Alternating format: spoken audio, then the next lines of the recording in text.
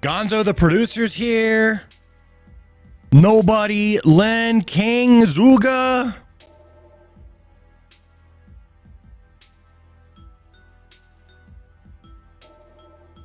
Boom. There we go. Daily dose of political crack. That's right. Pop this chat out. All right, we have all chats ready. What's up, dudes? How we doing? How we doing? Huh? Hazard Inc. is in the chat. We've got the Black Knight, the Scribe, No Not Neya, Batman, Mark. What's that? Maxter.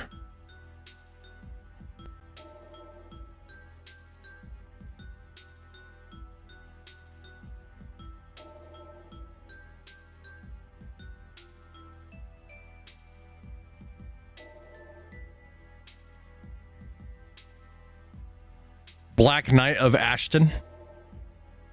Just saying.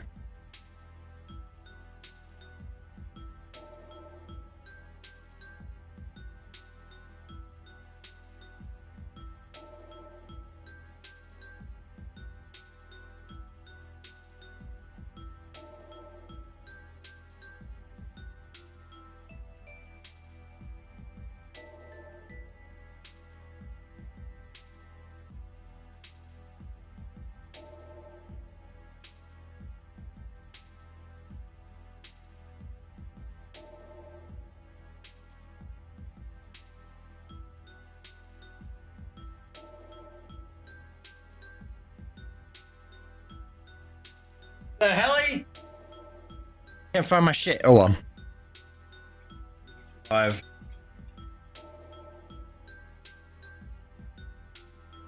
Renalyn.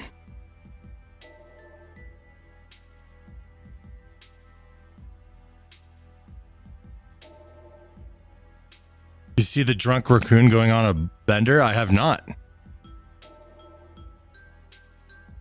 I have not, sir. How's everyone doing? Got a chat flowing in today? Yes, sir. We've got Dismayed. Who's that? East?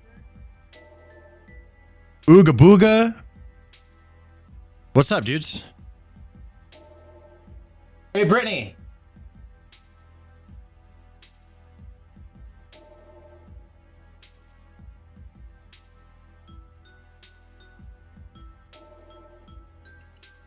Thing's wobbly, bro. Oh, yeah.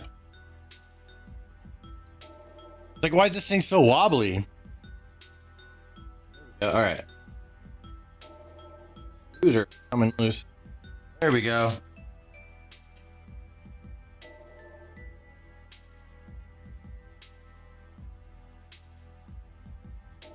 Will you teach me? It says, welcome back.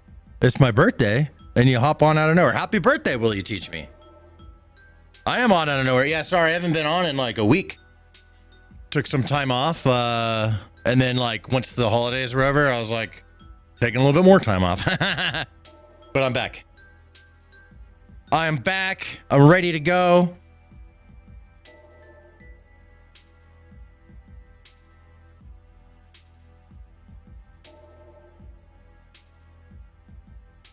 It's almost the weekend. See, what is it? Today's Wednesday. Hump day.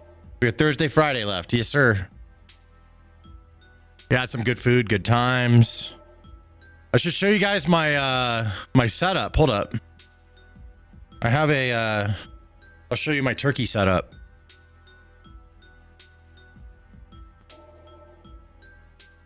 See if I can find it. Ah, here it is. Yo, look at my turkey setup, dude. See that? Deep fried a turkey. You get deep fry them.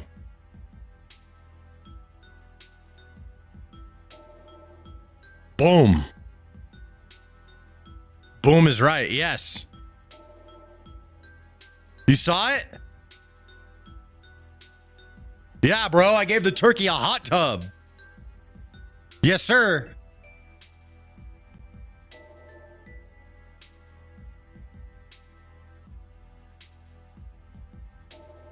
Hey, Brittany.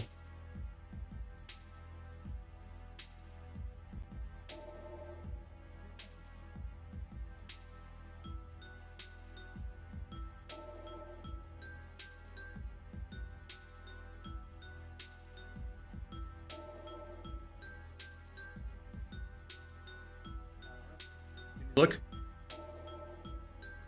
I need it. Yeah, what do you guys think of my my turkey setup? You still haven't fried turkey? Oh, bro. It was delicious. You had brisket instead of turkey. That sounds fun. How am I doing today? I'm doing great. How are you doing? No shout out for Mark? No, I said hi, Mark. What's up? We got Jason in the chat. Smokey. What's up? Batmanuela. Turkey time bomb. It was bomb as fuck. Not a good idea. It was delicious. What are you talking about?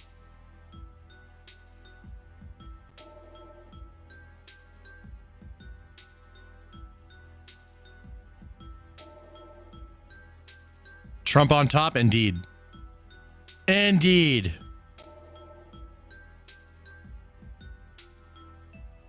DAF means dope as fuck. Ah, I didn't know that myself.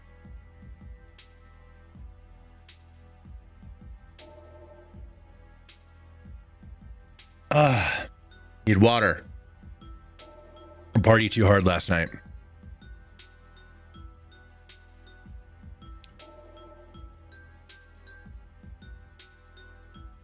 Now you're hungry? Hell yeah.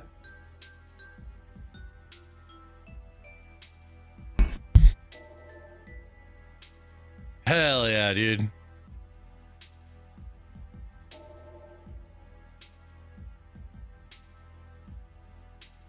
Gotta stay hydrated. I don't think it should be in the house. That's what the cardboard's for. Find it? No.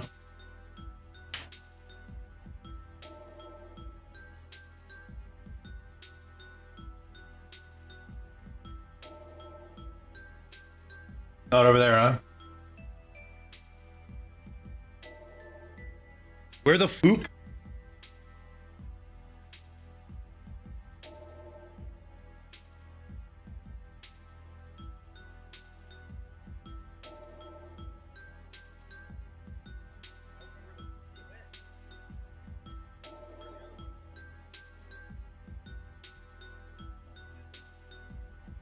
Oh, I found it.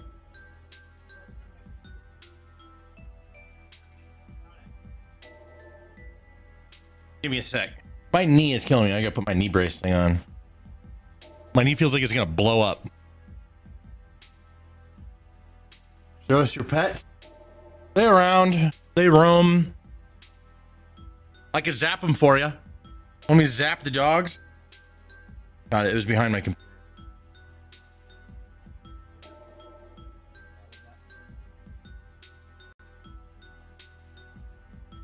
I think so. Ah, there we go. That feels better.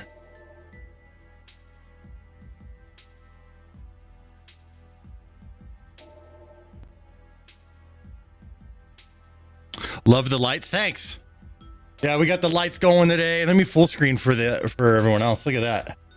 Do we have all the chats open right here? I might want to do a different chat thing. Hold on.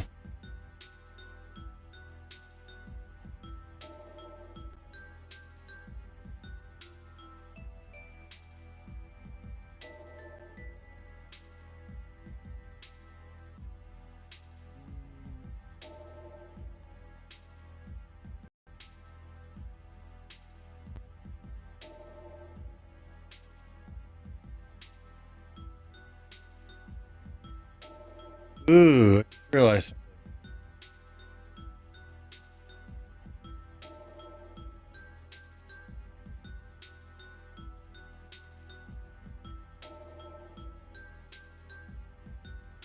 There we go. Switch scenes.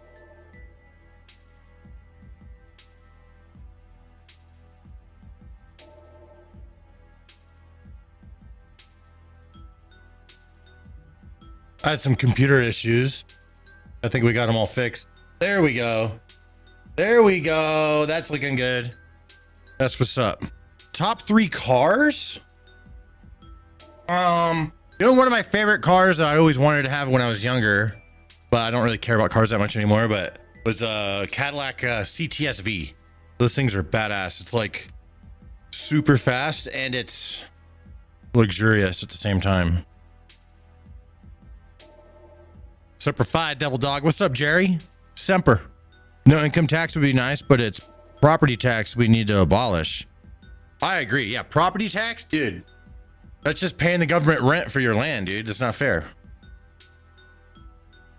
I thought, I thought I owned it. I didn't know I had to pay them, each year to have my own land. That's annoying.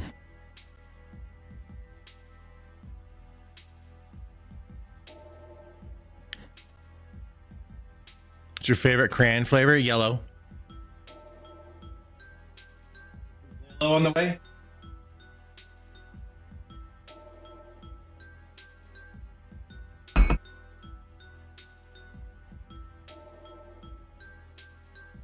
'78 Impala. That'd be cool to have.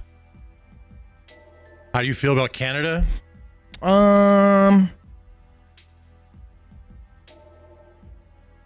Canada's aight. 51st state, baby.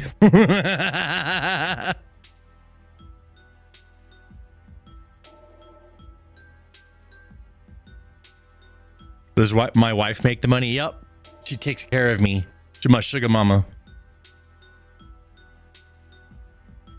My sugar mama.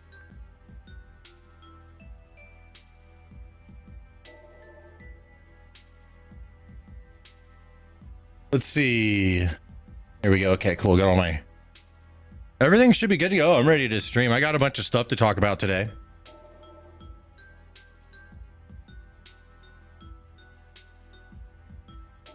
'99 T-top silver Firebird. That sounds cool.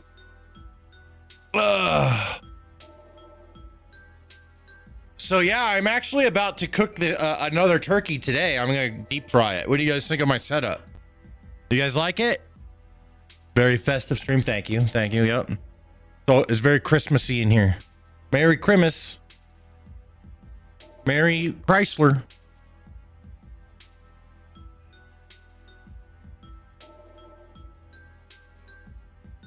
See a fire in my future? I got one going.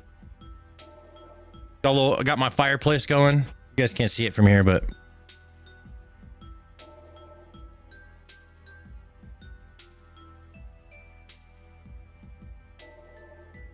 like my videos. Thanks for watching. Bros giving. I went to go pick up some stragglers we wanted to, but here's the thing. A lot of people that don't have anyone to spend Thanksgiving with, they just want to stay sad. That's what I found. It's like you could try and be like, bro, come and don't be sad. Come hang out with us. They just want to go be sad. Kind of annoying. But I'll always offer it each year. Good luck with your stream tonight. Thanks.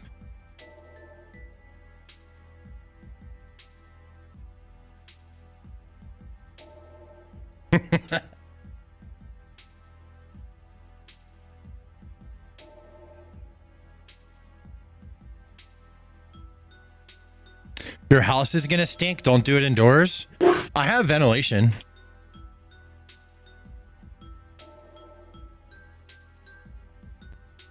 Oh, buddy. Huh? Oh, buddy.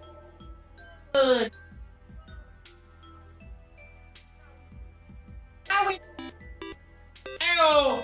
Stupid cat! I heard it!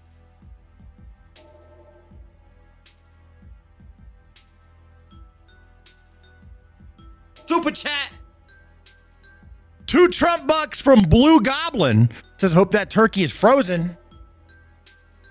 It won't be for long. That tub is hot. I'm channeling my inner fat boy. I'm channeling my outer fat boy.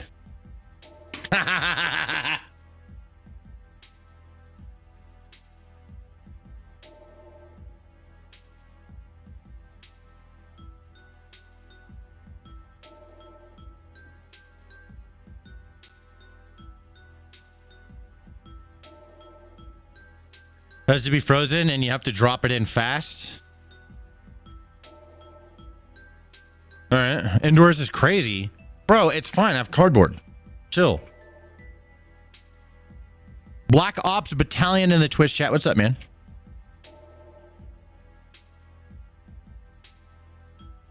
Finally caught you live. You're awesome, bro. Thank you very much, friend.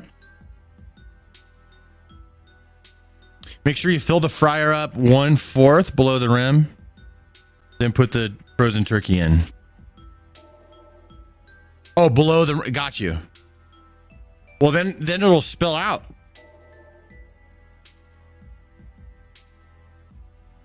Stan, I found a free video game. It's called Where Wins Me. I rate it personally 40 out of 10.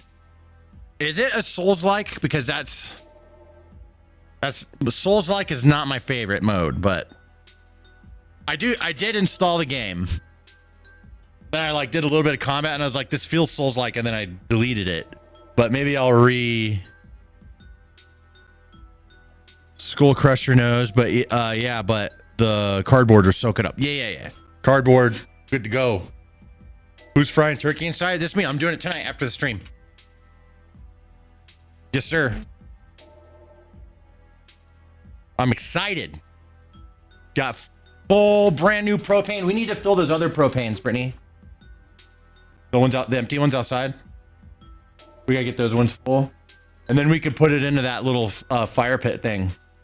We can have a little chill area out in the backyard. Your chat's not updating.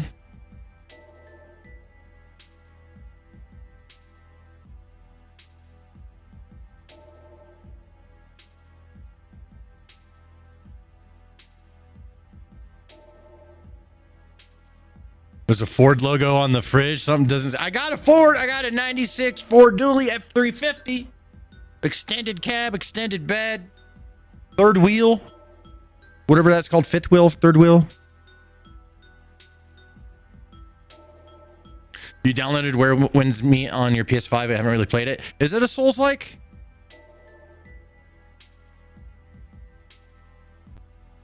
Because I might give it another shot. Arc Raiders, I have it. I sort of enjoyed it.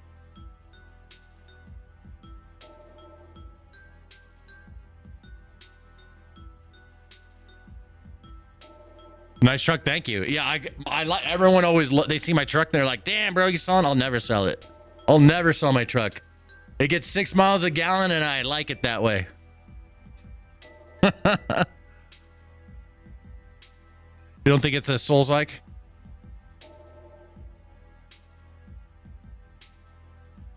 Is your car and home on your insurance policy? Yeah. Where Wins Me is an MMO? I thought it was single player. Hold up.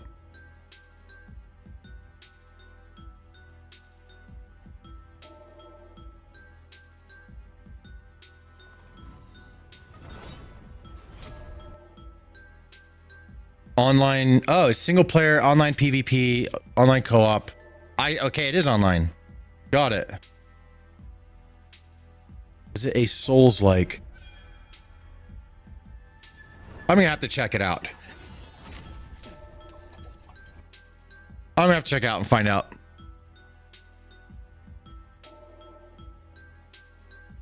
Is that my kitchen? Yeah. I want to get new cabinets put in. They're kind of old. Ugh. It's not a Souls-like. It's more like a toned down Devil May Cry. Okay. That sounds way more interesting. I saw a video of somebody flying through the air. I thought that looked pretty sick. Everything good to go over there? Text Lalo? All right. Oi! 5 Trump bucks! Blue Goblin says, if you're gonna drop a frozen turkey in that fire, please film it. Yeah, sure. I could do that, bro.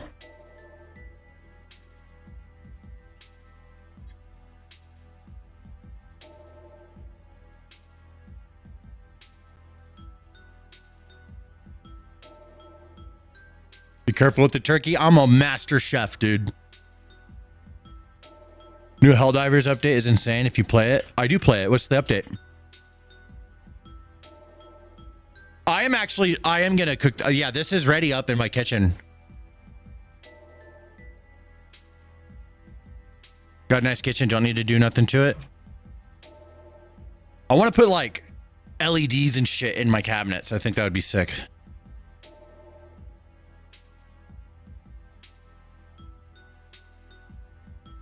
You gloriously beautiful bastard. Why, thank you. Why, thank you.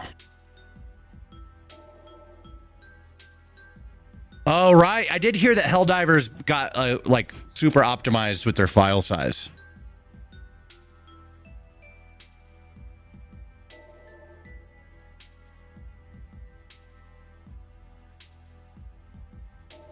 Boom.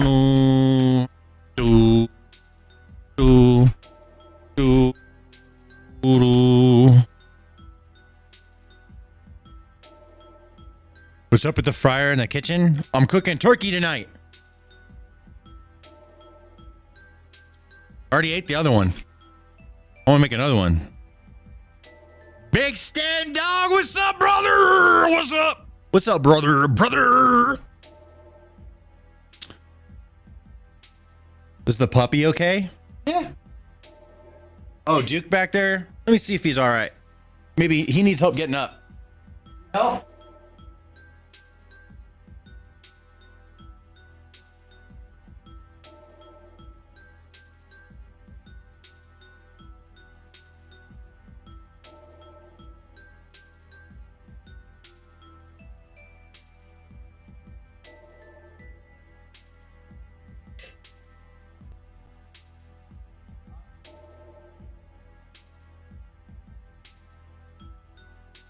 He's having a hard time.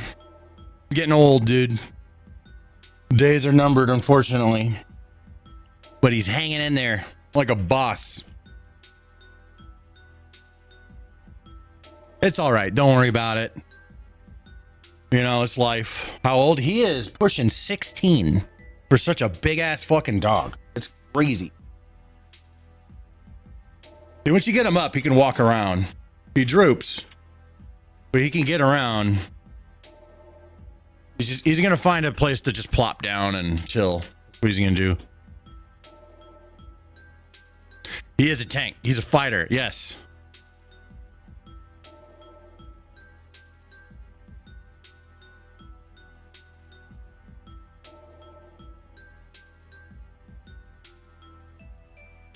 It's Kaya all over again. Did you guys see that clip? We should watch that. That shit was funny. Hold on.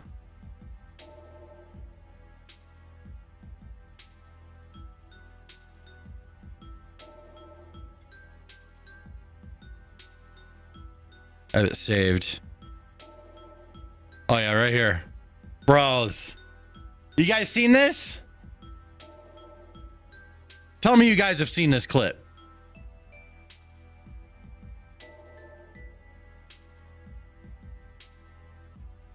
Place. All right. We gotta watch this. All right.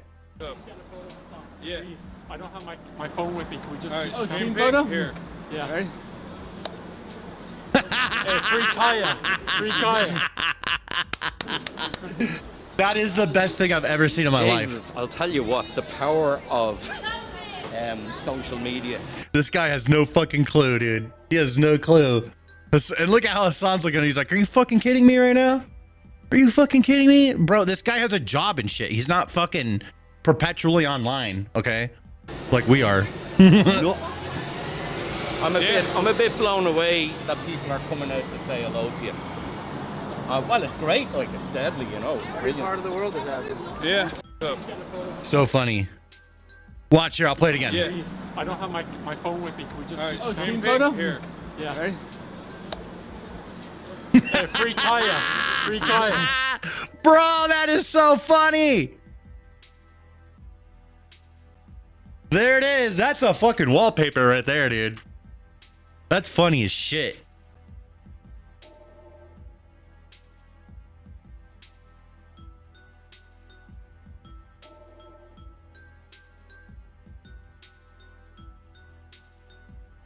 I really hate Hassan. I'm really glad he will never escape the Kaya situation. He shouldn't have lied. He should have said, yeah, is that my fucking dog?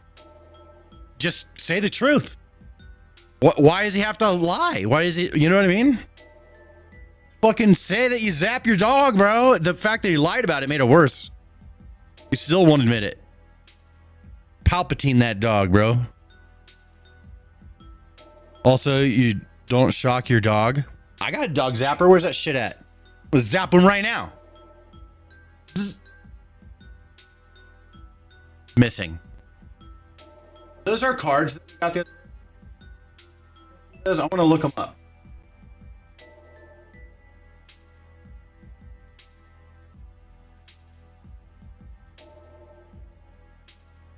So I got this Dragon Ball Z card set.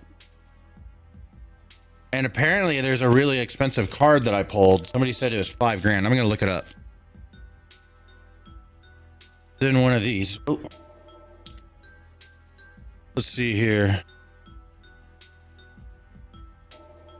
I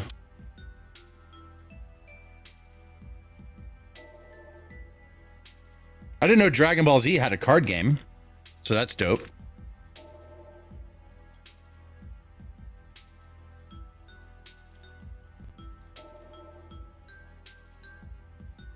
All right, here we go. Vegito. Okay, here's these two cards that I have. I got them in the same pack. Let me go full screen for those of you watching horizontally. So here's this one. This is supposed to be good, right? Anybody know these cards? Somebody said it was worth a lot of money. There's the other one I have. So I have Super Saiyan 3 Gogeta and Vegito.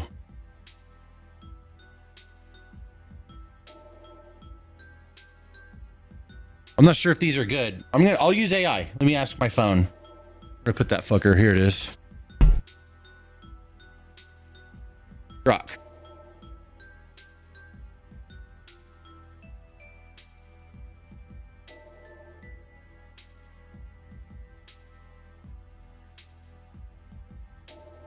How much is this card worth? I don't really know much about cards, but I bought them because they just looked cool. I was at this place.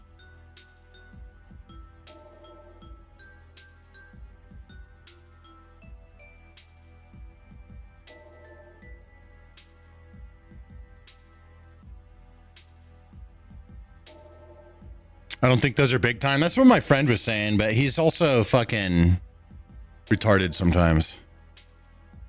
Damn, dude, it's taking a minute to process this one.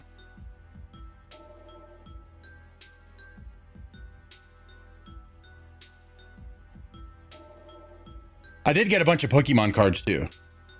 They have, so at this place I go to, it's called Akihabara Bar, here in Colorado, and they have Japanese Pokemon cards, which is pretty cool. But you can only buy 2 per person.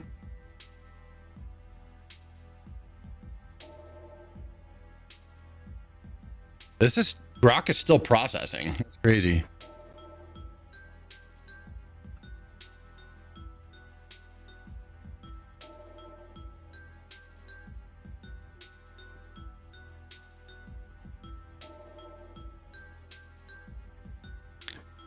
DB Super card game has very cool cards, very collectible.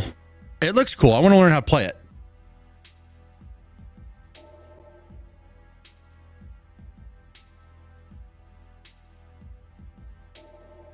Thing you called card valuing. Essentially, you pay someone to validate the cards worth probably something like jewelry. I see. I've heard of that. Yeah. If it's like a good card.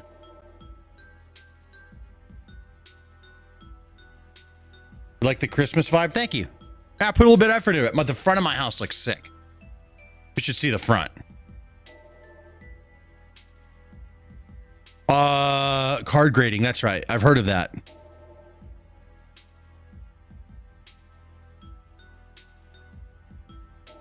Yeah, does anybody know about cards? I'm gonna Google it.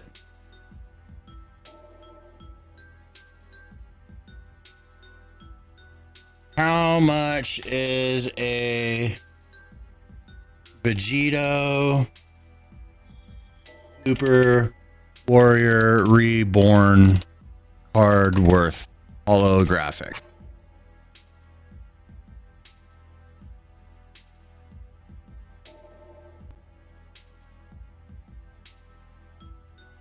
It's worth a few dollars for a standard near mint card, well graded.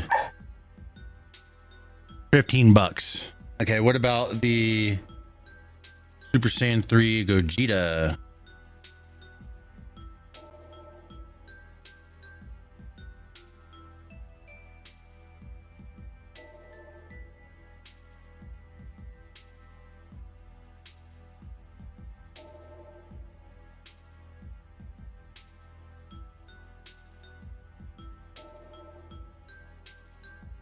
Oh, the Gogeta is the one that's worth money.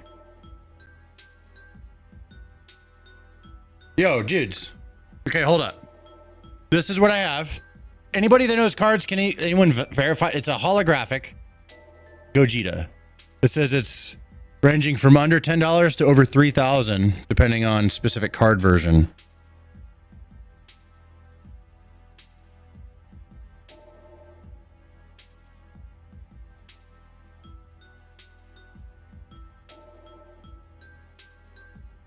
Yo, will you teach me with a gift membership? Thank you very much. Who got it? Blue Goblin got it. Oh, fuck yeah. That's who deserves it. There we go. That was a great person for that to go to. Yeah, anybody know about cards? It's hollow, nice pull. Online, it's saying that it could be worth $3,000. Here's what I have online. It's saying that, yeah. I'll go on eBay.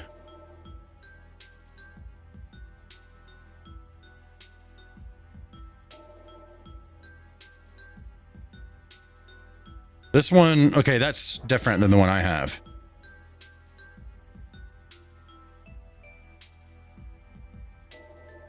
I have like this one.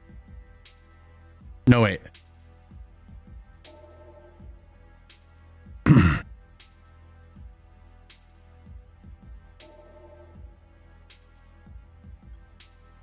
It's a $3 card, brother, eBay? No, I want it to be 3,000.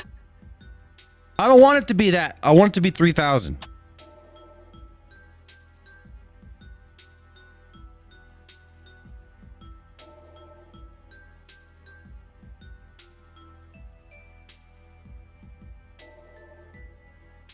Come on. Somebody knows something. Somebody tell me it's worth 10 grand. Somebody just say it. Just type it that it's worth 10 grand. Just say it and then I'll be happy.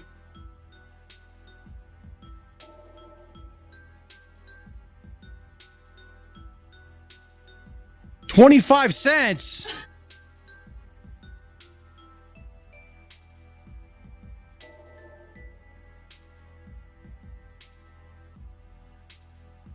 Warding the Dark Empire.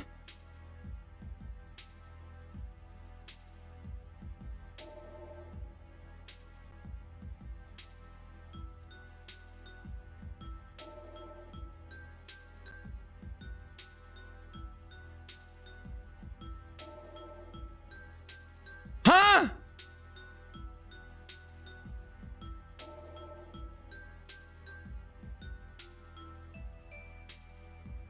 P308.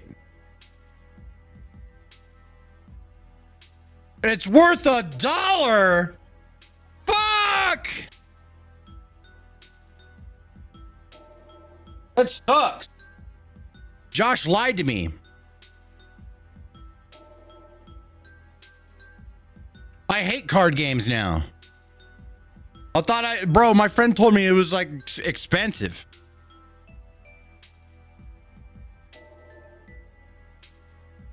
All right. Let's talk about this Pakistani terrorizer. We start recording. We get this over to Ollie so he can fucking do his job. All right. Music. Here we go. All right. We're going to talk some news. Here we go. University of Delaware Pakistani student Luqman Khan arrested after plotting a terrorist attack on the campus police department. During a traffic stop, he refused to get out of his vehicle and resisted arrest. Inside, officers found guns, ballistic body armor, and notebook detailing his attack plans and a building layout, along with notes to attack a specific officer. A search was conducted at his residence, and investigators found more guns and a switch, turning a handgun into an automatic weapon. Yo, let me get that. That sounds badass. All right. 25-year-old University of Delaware student is in custody this afternoon and now faces serious charges. Investigators say it appears he was plotting to attack the school's police department. Why all the terrorizers look like that? Bro, why all the terrorizers look like that? I don't get it. Like, come on, bros. At least have some. His hair is greasy and disgusting. His fucking skin is all disgusting and he has defects all over it, red marks and shit. And holy fuck, that beard. Just saying. That beard is dog shit. You need to brush your beard and clean your fucking disgusting hair. CBS Philadelphia's Ross DiMattei is on campus outside the department's headquarters in Newark with the very latest. Ross. Billy. Hey, Siafa. So, yeah, the University of Delaware has confirmed that 25-year-old Luqman Khan is an undergraduate student here. Meanwhile, Newcastle County Police say they have foiled his potential plot to attack the school's police department.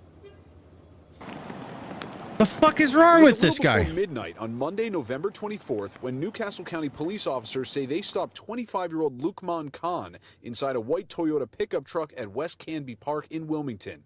They say he refused to get out of the truck and resisted arrest, so they took him into custody and searched the vehicle. They located a Glock handgun in the vehicle, along with ballistic body armor.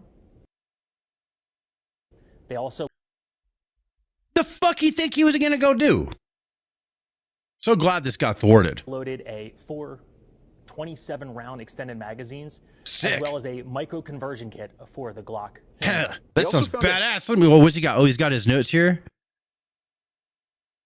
These are his notes to see. Handwritten He has tear gas, a timer, sword, knife, /knife, a sword. Okay, it's not a sword, bro. It's a knife. notebook in which investigators say Khan described additional firearms, how they could be used in an attack, and how he could escape law enforcement after carrying it out. Yeah. Yeah, you ain't escaping the cops, bro. The notebook also named a specific target who is a member of the University of Delaware's campus police, along with a detailed drawing of the department's headquarters, including spots to enter and exit the building. This is a very shocking stop. This is not a routine stop. This is a classic example of what they thought was just a person in the park after dark, which we deal with a lot. And this so happened to be a possible shooter of some sort. A day after the initial arrest, the FBI executed a search warrant at Khan's home in Wilmington. He told investigators he lived alone. Very antisocial. Oh, they busted his windows open. Oh, now his neighbors are gonna snitch on him. We're getting all the tea now. Yeah, they busted this shit open and fucking raided it. They're not fucking around. He lived alone. Very antisocial. You say hi to him, they run in the house and lock the door. Inside, investigators say they found a rifle and another Glock handgun, which was also equipped with a switch, a Hell yeah, that's badass. device that can turn a standard semi-automatic handgun into a And he has body armor. It's behind. Oh, you could see it. But yeah, he's got body. That's crazy. machine gun. It's crazy, man. He's full equipped. I really don't have too much to say about that one, man, but you got to be careful with people, man. You don't never know what's on people's mind. In a Dude, this guy's trying to go to work or some shit, and this dude's just like walking up like, hey, can I talk to you? Bro, get out of his face. Let the man go to work. On people's mind. In a statement, the University of Delaware's interim president confirmed Khan is an undergraduate student who has been separated from the university and banned from campus until his legal matters are resolved. She went on to write in part, quote, Until they're resolved? Are you serious? Never let him back. What the fuck you talking about? This dude was going to do a terrorist attack. He's a fucking terrorist. Of course they want a terrorist to come to their school. There are no known or immediate threats to the University of Delaware community. However, the press release describes evidence of a plan that targeted the University of Delaware Police Department. This is frightening to all of us. And according to the arrest affidavit, Khan, who was originally born in Pakistan before moving to the U.S. and becoming an American citizen, has no prior criminal history. He's now facing federal charges of illegally possessing a machine gun. I reached out to his public defender for comment, but we are still waiting to hear back tonight. Siafa, Natasha, I'll send it back to you. Ross, thank you very much. Send him back. Take away his citizenship and send him back to where he fucking came from. That's what I say. And never let him back in ever again. Why do we always let these motherfuckers in this country, bro? What the fuck? Yeah, no, I'm all about a ban. Don't let anyone else come in. Block them all. Block them all. Don't let anyone else come in. And on top of that, keep doing what we're doing with ICE. Just stick with that. Don't let anyone else in, and things will start to improve. I promise you. Less shit like this will happen. A lot of the crime will go down, and it'll be a much nicer place to live than it is already. That's what I think. 100%? Yes. They literally are uncontrollable unless seriously trained. Oh, you're talking about the gun? Because the campus cop's in danger doesn't mean the campus is in danger. Yeah, I don't know. I don't know what the fuck they're thinking. They're probably, oh, they was targeting the cops. Well, we could just let them come back to school. We like terrorists coming to our school. What the fuck? What is wrong with all these schools?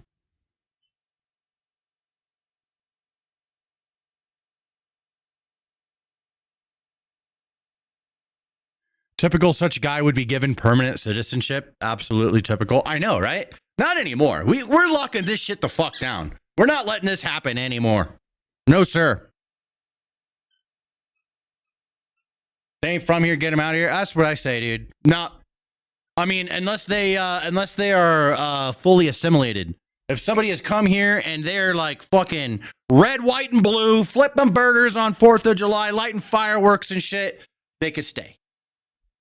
If they're like, if you can't let anyone here that hates this place. Why the fuck would you do that? That is so stupid. Don't let people come in here that hate this place. That is the dumbest shit. Did you see what they did in Brussels? No, tell me about it. The left will swing this into an anti-gun commercial. Yes, they will.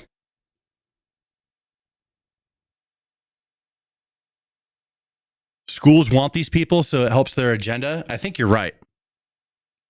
I hate to say this, but video games desensitize these kids to killing. Nah, I disagree.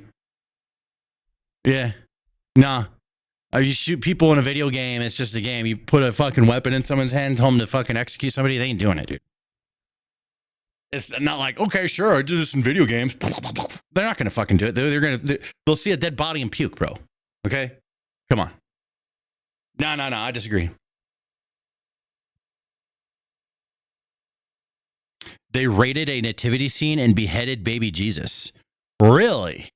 What the fuck?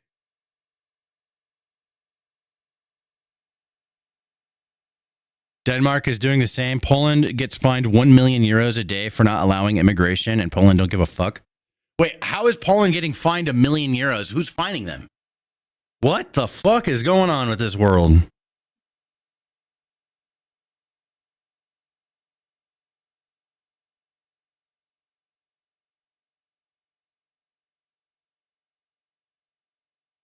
I don't know. All right, I'm going to upload that video for Ollie if he's interested. Otherwise, I'll edit it myself later. Up to you, Ollie. I do not mind. Are you there? Yeah, I'm here. Okay. I'm uploading a video to Frame. I'll get you a link right now. If you are interested in editing this, you're more than welcome. You're good to go for today anyways. Like, I got you. There you go, sir. Where you is? There you are. Here's this. You just let me know if you're going to edit it or not. That way I know what I'm doing tonight. Okay, yeah, I'm just working at unpackaging those other three, and I'll get this work done. All right, right on, dude. Stan, it's got all my PC parts. Ooh, that's always a good feeling. I'm excited for you. That's awesome. I know what that feels like. We are killing it today, actually. Holy fuck. Got some good views, babe. Look. We're doing, let's see, what is that? 150, 250.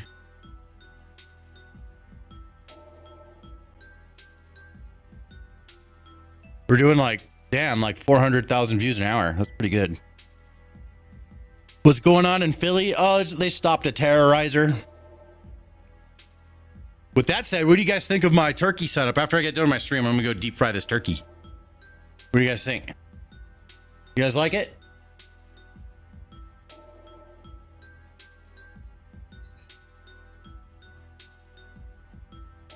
I'm gonna fill up my water.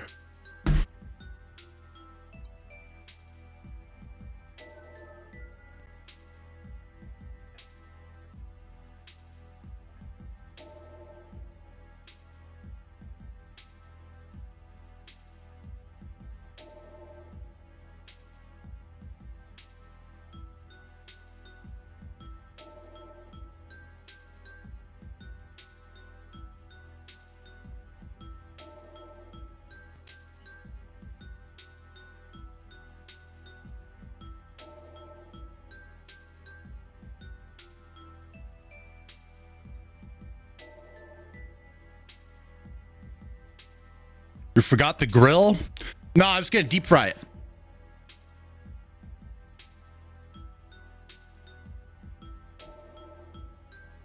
Indie Dad Gaming, what's up, man? Welcome back. Blue Jay, Imperial Red, Hazard Inc. is hanging.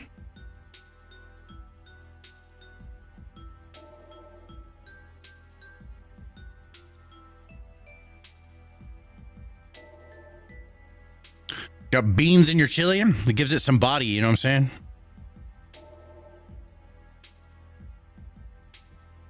Hey, I'm in Texas. I gotta defend the greatest state in the union, even if that means I don't have kidneys in my chili. Oh no. Thank you, Hazard. Appreciate you. Nicknamed the kitchen decorator. Propane inside. That's safe. I've never had a propane tank go bad on me.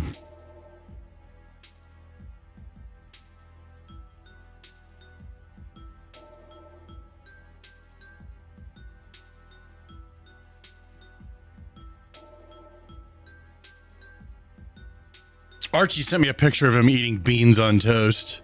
He went back to England.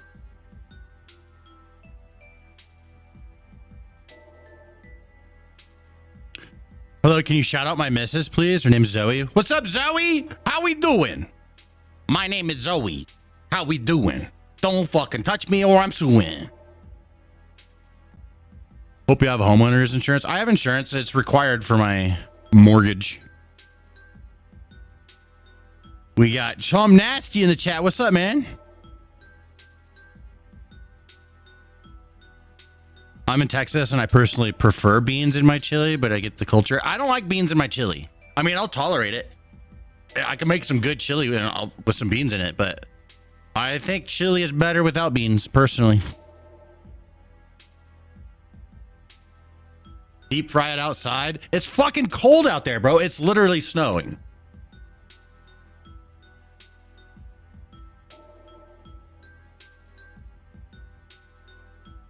What's up, my brother? What's up, dude?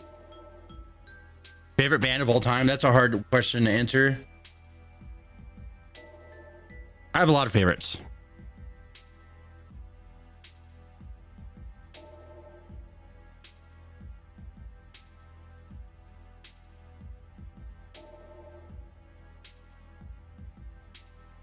Yo, is that your kitchen? Yes, sir. Well, you guys are asking me to film it. I probably will. If I remember. Sometimes I just get in the zone, start cooking. Someone's dropping N-word in the chat. Let's get rid of him. Boom.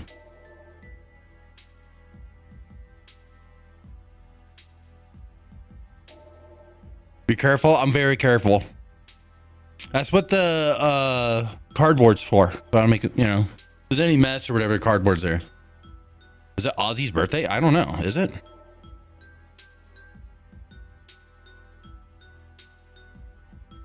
Which state are you in? There's no snow here. I'm in Colorado. It just started snowing today. Big snow. Biggest snow. Lots of snow. Oh, is it a picture of a kitchen? This is my turkey setup.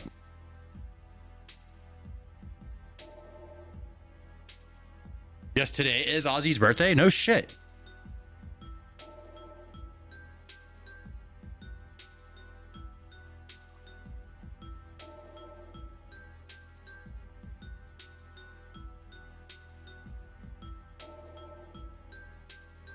Sometimes you just got to do a little squat. You know what I'm saying? Rest in peace, Ozzy, indeed.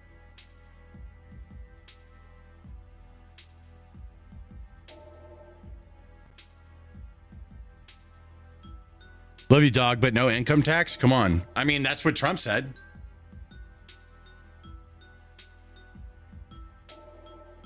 Sometimes he says things that are true. Sometimes he says things that aren't. I'm hoping that's one of the ones that he means what he's saying, you know?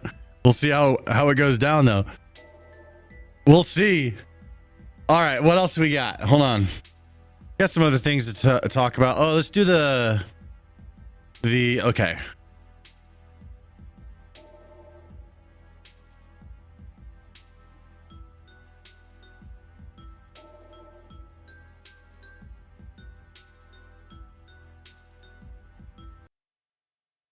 "11 police officers in Britain broke into the home of a woman and arrested her while she was still naked. Her crime? She sent a text to someone calling a man who assaulted her an F word." Yeah. Here's the clip. I've heard 11 police officers turned up. Yeah. I mean, that's completely ridiculous. Yeah, I'd left my front door open. I was waiting for my dad to come to the house. I was actually in the bath. And 11 they opened the door themselves. And just They just came in and saw her titties hanging out. That's embarrassing. 5 Trump bucks from Joshua. Says, "I challenge all the listeners to sacrifice the Red Bulls for tonight and support your channel. You get me through my work shift. Appreciate the laughs." Yo, thanks for the 5 Trump bucks. Guys, you do not have to donate to the stream. One thing as a YouTuber is I make money from ads. So you can watch for free. All right. So don't sacrifice the Red Bull. Treat yourselves. But thank you very much, Joshua. I appreciate you, buddy.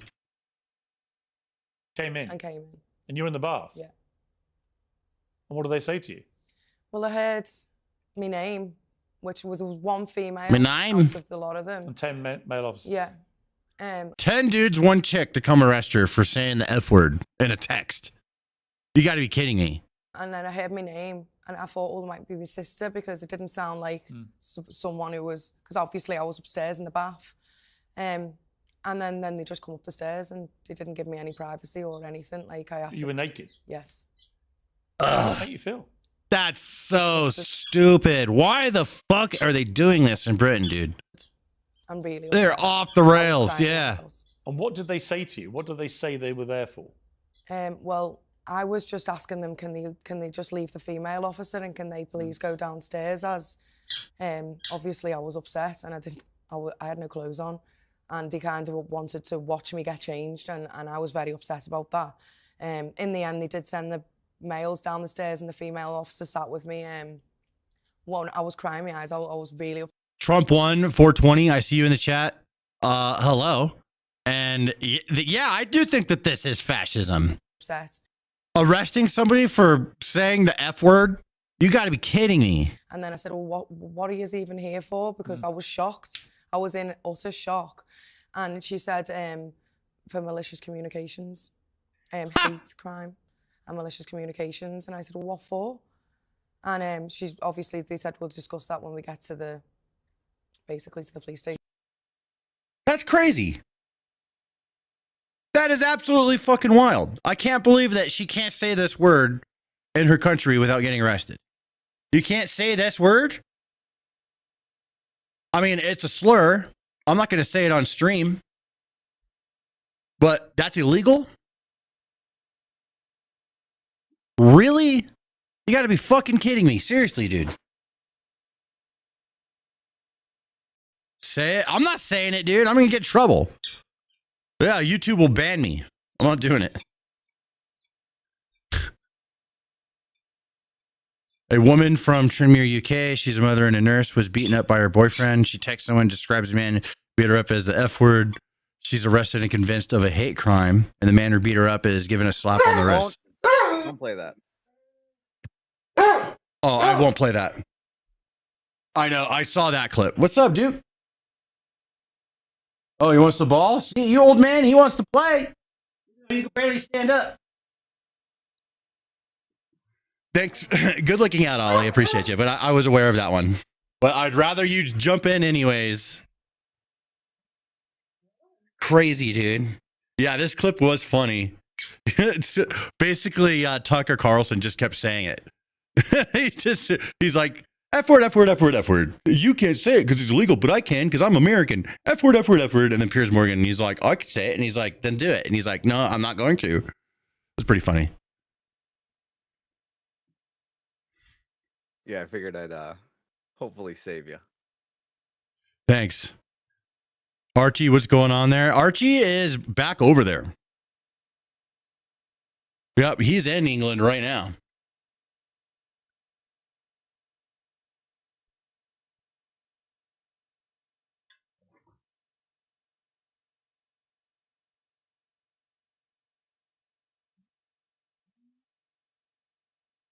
I recorded that one too, but I don't know if we're going to use it.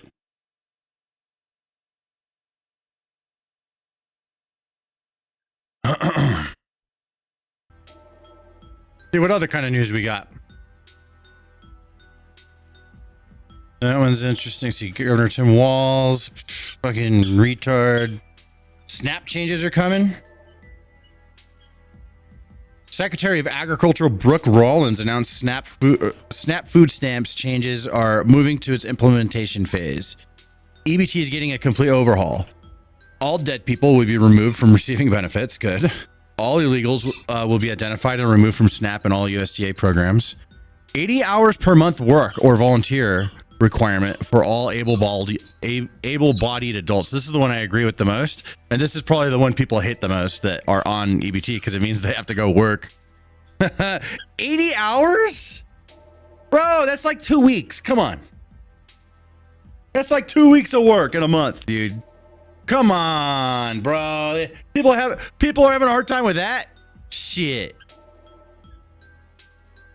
People are collecting checks from dead people in multiple states. That ends. 21 states who refuse to give SNAP data will have their funding cut. Disabled and elderly American victims will remain protected and a priority. Good. People are not happy about this. Hey everyone, it's Brooke Rollins. This week, we are seeing real action to restore fairness, accountability, and common sense to our food assistance programs. President Trump's vision to restore common sense reforms to SNAP, or food stamps, is moving to its implementation phase. Good. The One Big Beautiful Bill enacted revised work requirements for able-bodied adults between 18 and 64 who receive SNAP, meaning they will be required to work, to volunteer, to train, or even to study. Slap my ball sack with the 2 Trump bucks. Thank you very much for the 2 Trump bucks, buddy. That's 20 hours a week and 4 hours every work day. This is about restoring dignity and responsibility. We're ending a system where some were taking advantage while honest, hardworking Americans foot the bill.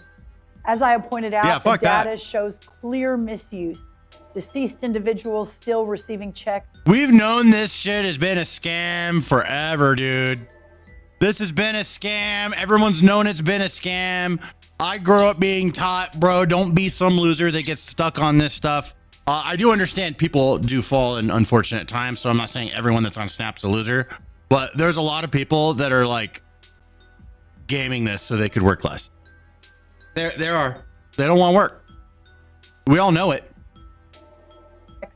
People collecting benefits in multiple states and so much more. This is unacceptable.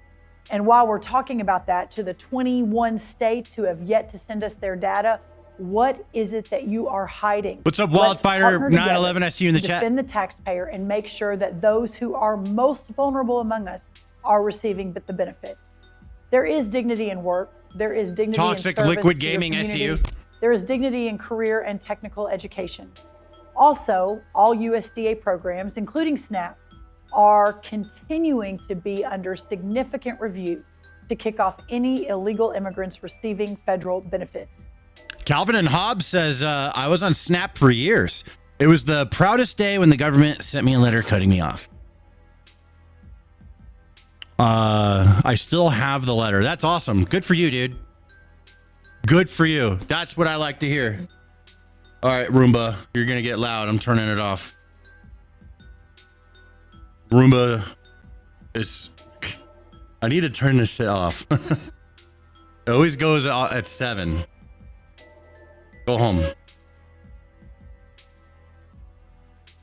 I need to have it go at like midnight or something.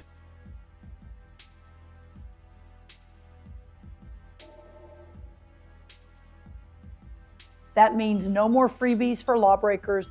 Benefits will be preserved for citizens who follow the rules. We believe in helping Americans who play by the rules. We believe that if you are able-bodied, you should work or contribute to receive. I'm not getting a sound alert for that. Okay, there it is. But we also believe that there are vulnerable Americans Place, Roomba. who need That's right. this supplemental. Will you teach me? Thanks for the gift membership, my friend. Who got it? Andre Morse. Congratulations, Andre. Nutrition assistance benefit for a short term to help them get back on their feet. That's only fair, and that is right. It's time we restore accountability, protect hardworking taxpayers, and make sure aid goes to American citizens, not to those who are illegally gaming the system. If you're tired of a welfare system that's been exploited for too long, this reform is one of many that will promote work, reduce dependence, and make certain SNAP support those truly in need. Every damn day I come home, we have more and more Christmas decorations. Why is my wife doing this? Bro, I'm like your wife, I guess, because I keep buying, like I just got some new lights over there. I got my little glowy presents for under the tree now. Right? I just keep buying more Christmas shit. Children, the disabled, and the elderly. Thank you. Well, that's the SNAP stuff. See what's going on with... Oh, Hakeem Jeffries had to admit Trump did good with immigration or the border. And it is true that the polls show, in terms of the tactics used, that the majority, they don't like the tactics being used. But in terms of the border, securing the border, can you give President Trump any credit for securing the border? Because as you know, that was a big issue under the Biden administration when you had record border crossings, and those border crossings have gone. I can't believe my ears when CNN says something true. Like they'll actually, they wouldn't say it back when he was president, but now he's not president anymore. They'll be like, yeah, that was bad. It's like, it's just wild. I'm not used to them doing that. They've been doing that a lot more lately. Down dramatically. Can you give him credit for that? The border is secure. That's a good thing. It's happened on his watch. He wants to claim credit for it. Of course. He wants to claim credit for it. Bro, he literally campaigned on this, became the president, and then it dropped to fucking zero like instantly. What do you mean he wants to claim credit for this? What, are you trying to say that someone else is responsible? Are you fucking serious? He'll get credit for that. In terms of making sure that we actually deal with the issues that matter, including on immigration or beyond, there's a lot that is left to be desired. What? Holy fuck. This is not about honesty. This is about positioning. When a party leader suddenly admits the border is secure under Trump, that's not a slip. That is a signal. He is preloading the story for later. If things go sideways again, they get to say, see, it was calm on Trump's watch, then chaos hit when X happened. They also giving their own base permission to stop pretending every Trump policy was pure evil. Interesting. Interesting. Maduro Caves. Just in, Maduro Caves, Donald Trump resumes accepting illegal alien deportation flights from America. Trump always wins in the end. He does do a lot of winning. Today, Venezuela announcing it will now resume accepting deportation flights from the United States at President Trump's demand. This as the Pentagon continues to defend its strikes on alleged narco-terrorists at sea. Lucas Tomlinson is reporting. He's live here in Washington. Welcome back from Trinidad, Lucas. What's going on down south? Thanks, John. President Trump says he didn't know anything about that secondary strike on the alleged drug boat at the sea right now. And he gave his support to the mission and his war secretary, Pete Hegseth, who said he didn't stick around after the initial strike because he had a meeting to attend. I did not personally see survivors, but I stand because the thing was on fire. It was exploded and fire and smoke. You can't see anything. You got digital. This is called the fog of war.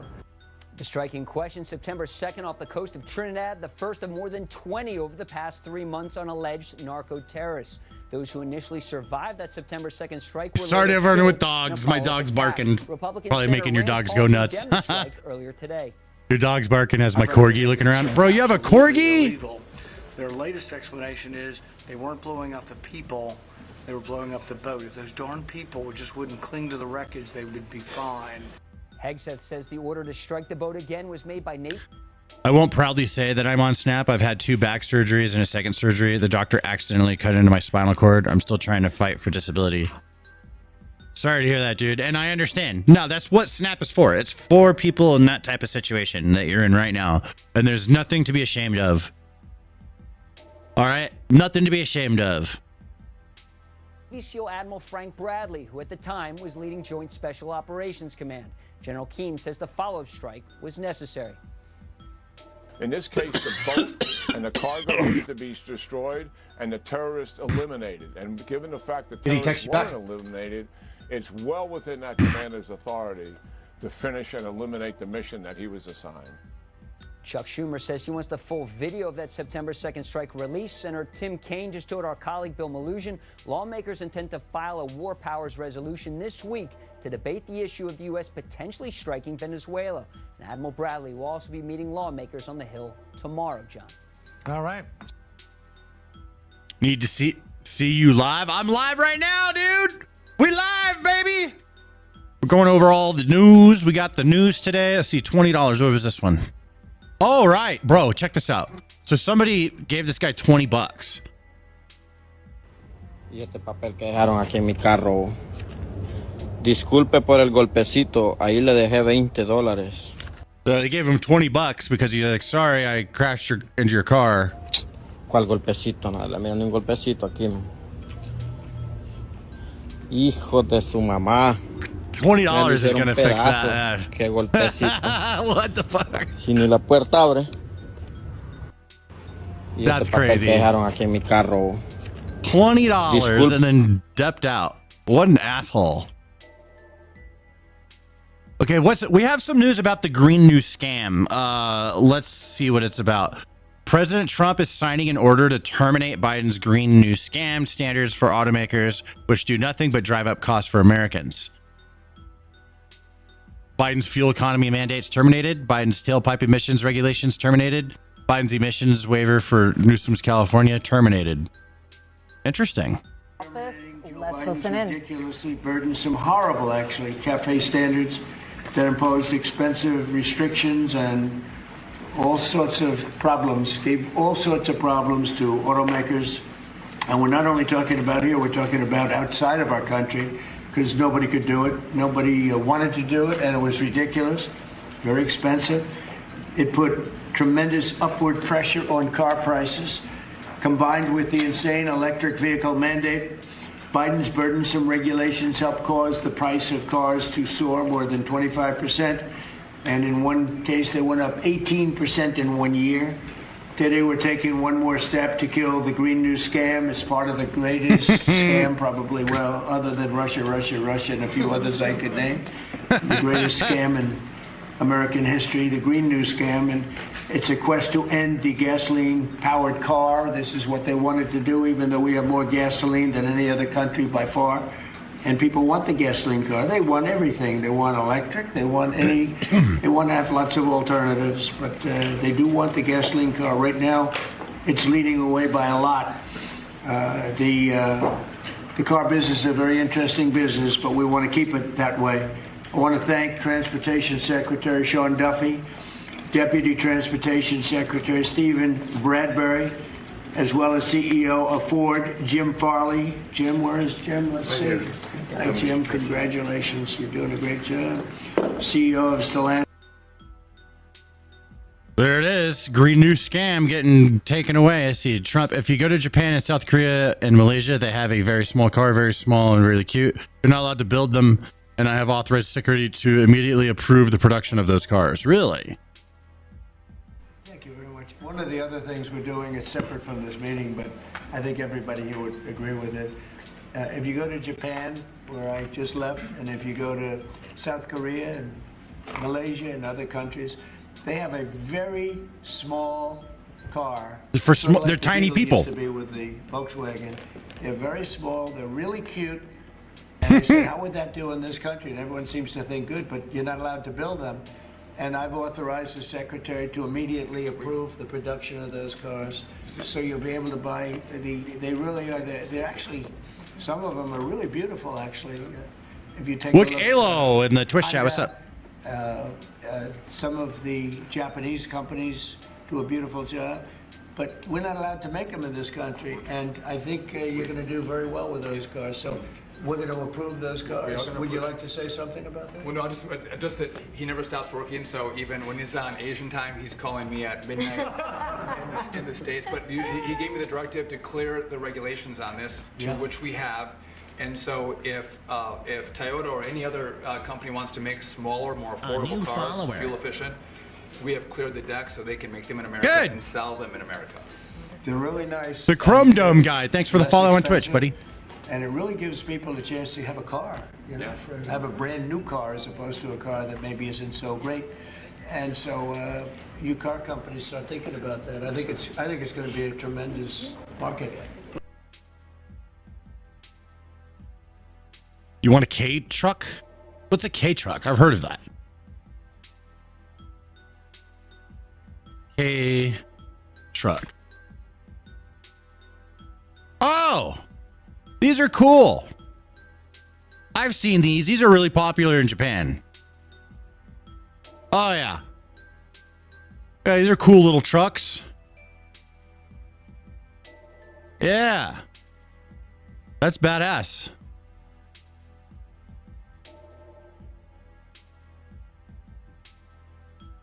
Was contrary to the law, the Congress set a rule that says you have to look at combustion engines. Biden and Buttigieg actually did an analysis using Buttigieg used EVs and hybrids to come up with a Is that how you actually say Buttigieg's name, or is it Buttigieg? I thought it was Buttigieg, but Trump keeps saying Buttigieg. Which is he trolling? He's got to be trolling. Merry Christmas, bro. Hey, Merry Christmas back at you. Booty J. Katy Perry is dating Justin Trudeau at the moment. What the fuck? Yeah, he's trolling. Okay. My boy Stan Price, you're the real one, brother. Thank you very much. Appreciate you. Pray the Dems don't win midterms. I will pray. Yeah. I don't do a whole lot of praying, but I'll pray for that. Good evening. What's up, CL? Isn't Justin still married? Fuck, I don't know. So what, did he get a divorce? That's a good question.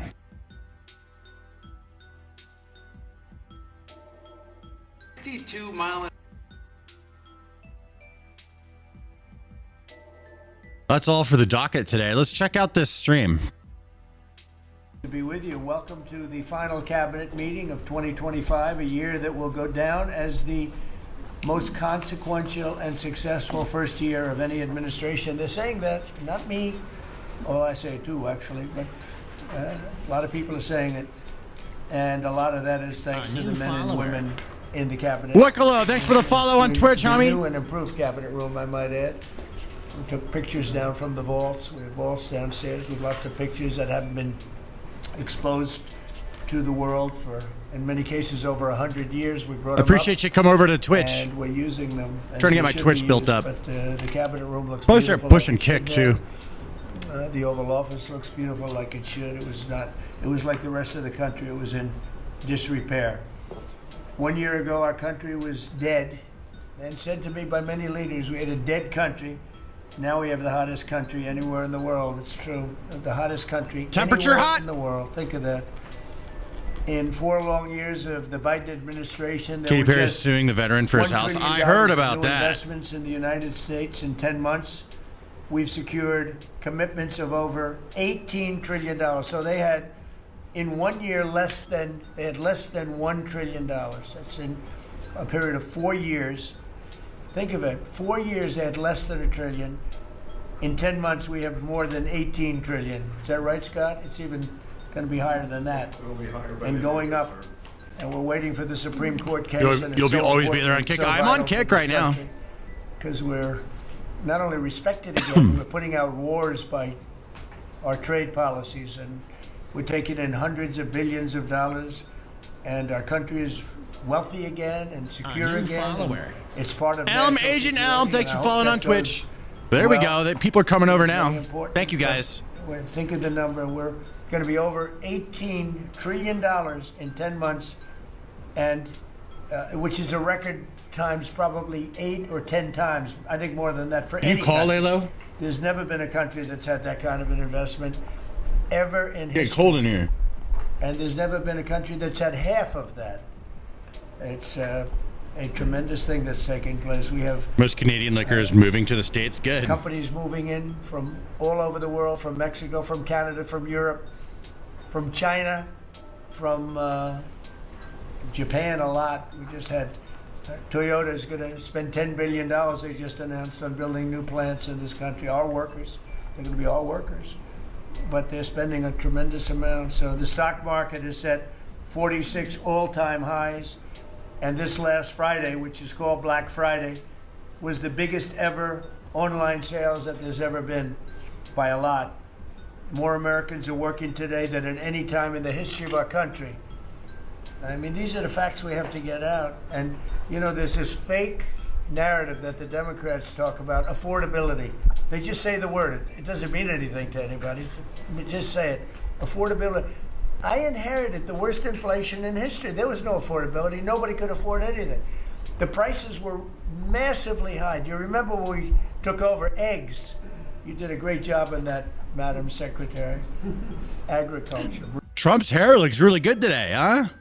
Look at that. I just got to say. Brooke, eggs were 4 or 5 times higher than they had ever been. They said don't order eggs for Easter at the White House.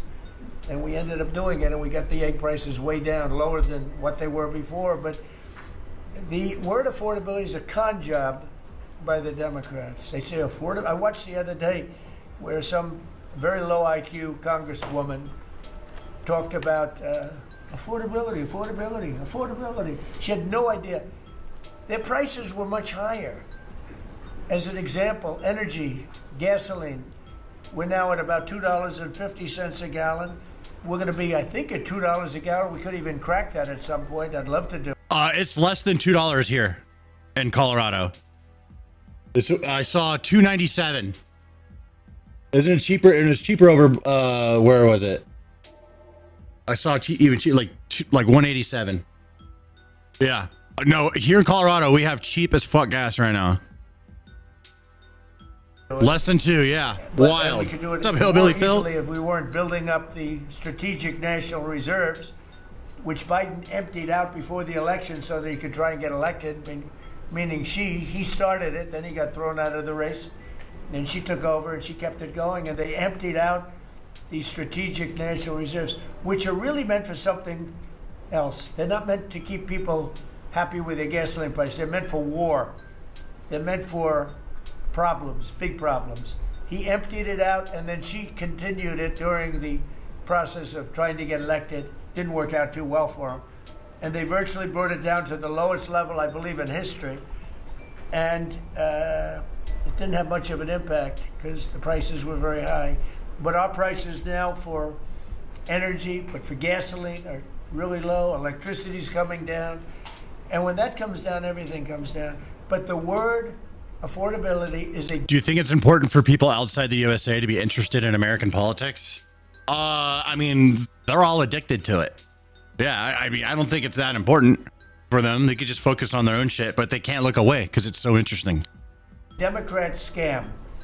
They say it, and then they go into the next subject. And everyone thinks, oh, they had lower prices. No, they had the worst inflation in the history of our country.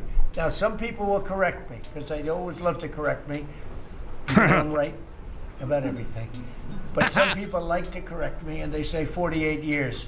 I say it's not 48 years, it's much more. But they say it's the worst inflation that we've had in 48 years. I say ever. But whether it's 48 years or ever, it's pretty bad. We had the worst inflation that we've ever had. Since last January, we've stopped inflation in its tracks. And there is still more to do. There's always more to do, but we have it down to a very good level. It's going to go down a little bit further. You want to have a little tiny bit of inflation, otherwise that's not good either. Then you have a thing called deflation. And deflation can be worse than inflation. But we have it almost, we'll soon be at a perfect level, but we inherited the worst inflation. But we have 20 states that are now selling gasoline at less than the $2.75, think of that, $2.75, and it was at $5 under Sleepy Joe. Grocery prices are down with the cost of Thanksgiving turkey this year down 33%. It was lower than 33% lower than under the Biden administration. Egg prices are way down 86%. Thank you. Eggs. And mortgage rates, despite the fact that we have an incompetent... We need a Stanimus branded Quiet Piggy t-shirt. Yes, we do. Who should reduce rates. I saw even Jamie Dimon said he should be reducing rates. I never saw Trump Jamie like pointing Dimon like say Quiet that. Piggy. I wonder why he said that. But he really said it because he's right. But we have a guy that's just a stubborn ox who probably doesn't like your president, your favorite president. But they're going to be coming down. We'll be announcing somebody probably early next year for the new chairman of the Fed. I talked to Scott about taking the job, but he doesn't want it. You got the greatest job here. Yes, sir. Right? He said, no, I want to stay chairman. I want to stay right where we are, Treasury. And I think we're doing really great, aren't we? Huh? We're doing great, sir, and it's a great team to be part of. Yeah, no, it's amazing. Under my executive order to lower prescription drug prices, which I think is the single biggest thing we've ever done that nobody writes about because you're fake news.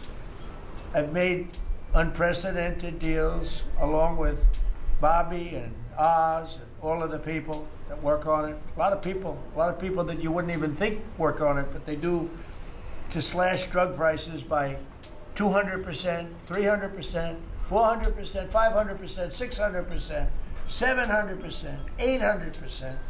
Nobody's ever heard of it before because I instituted favored nations and no nation agreed to do it. And then I said to the nations, if you're not going to do it, I'm going to charge you 100% tariff, which is more money than we're talking about. And they said, sir, we'd love to do it. Please, we would be honored to do it. And they agreed that they would go along with the whole thing. Nobody thought you could do it because they felt, number one, you couldn't get the drug companies to do it. So we're paying, as an example, for the, let's go. Did you take a picture of the gas price? FAT, for fat people. Anybody use it at the table? Don't ask. But the fat drug I'm going to pull it up, see if I... $135. Think of that. For certain people. $1,300 for certain countries, $1,300 in New York. So in New York it was $1,300, and in London it was $135. And a friend of mine called me, he said, what is this? $1.97. $1,300. Well, now what we have it down to I saw it the other day. Bobby, what's the number? Like 150 or something? We have it down to a low number, don't we? Yeah, it's around 100. Nah, dude, I'm getting less than $2 gas. So we got it down from $1,300 and I got a hybrid to $125 to $140, depending on various countries. In other words, we're paying the lowest price, tied for the lowest price in the world. It's, people said you could never do that because you couldn't get the countries to agree to it. I did. Every country agreed to it because I said, if you're not going to agree to it, that's okay. I'm going to charge you tariffs. Oh, shit. As soon as I said that, they said, we agree. And then we had to be a little tough with the drug companies, but they came along. The bigger problem was the countries. The countries just wouldn't go along with it, but they did. Every country. So we have reduced drug prices by 500, 600, 700, 800, 900%, depending on the drug, depending on the company, depending on all of the different factors involved. Nobody's ever even thought of drug reductions like that, price reductions. And I told you the story that in my first term, I was so proud of myself because I reduced drugs. It was the first time in 28 years that drug prices were reduced. It was 1/4 of 1%, 1/4 of 1%. And I was so proud of myself. I said, it's the first time in 28 years that drug prices went down over the course of a year. You couldn't live in Cali? It's nice there. It's just a lot of traffic. 1/4 of 1%. I had a It's news expensive. conference. I was so proud. Now I got them down, not 1/4 of 1%. I got them down 400, 500, 600% and more. And the fake wake up, news Stan. won't write about it. And it's going to have a huge impact on healthcare because a big part of it. You have an F450 dually? Damn. I got F350 dually, but it's old one. It's going to have a huge positive impact because Obamacare is a disaster. I said it years ago, and I say it now. And the money should be paid, taken away from the insurance company. Obamacare was made to make the insurance companies rich. Their stocks have gone up 1,000% in a short period of time. Fuck the insurance companies. Because the money goes to the insurance company. I want the money to go to the people. Hell yeah. Let all the money go to the people. And let the people go out and buy their own health care. And I see on television, people are advertising now, we will help you buy health care. We will go out and help you buy. That's becoming like an industry because of what I said. So something's going to happen. It's probably not going to be easy because the Democrats, frankly, they don't want to make a good deal for the people. They just want to make a bad deal for the country. They want to make a bad deal for the Republican Party. But the Republican Party is united, and I will say that what I would like to do is the money doesn't go. Trillions of dollars get paid to drug companies, and you still have lousy health care. Obamacare is horrible health care. We want it to go to the people, and then let the people go out and buy their own health care, and they'll do great. They'll do great. So we're negotiating that now with the Democrats. I'm really curious how that's going to go. Democrats want the largest tax hike in history. I proudly signed the largest tax Buc-ee's hike has the cleanest bathrooms. in American history with the Dropping one when you get a chance. I'll drop something in there. Don't worry. The biggest piece of legislation ever signed, and that includes the extension of the original Trump tax cuts. But it's the biggest tax cut ever signed, and it includes no tax on tips, no tax on overtime, and no tax on Social Security. Nobody's ever seen anything like it, so think of that.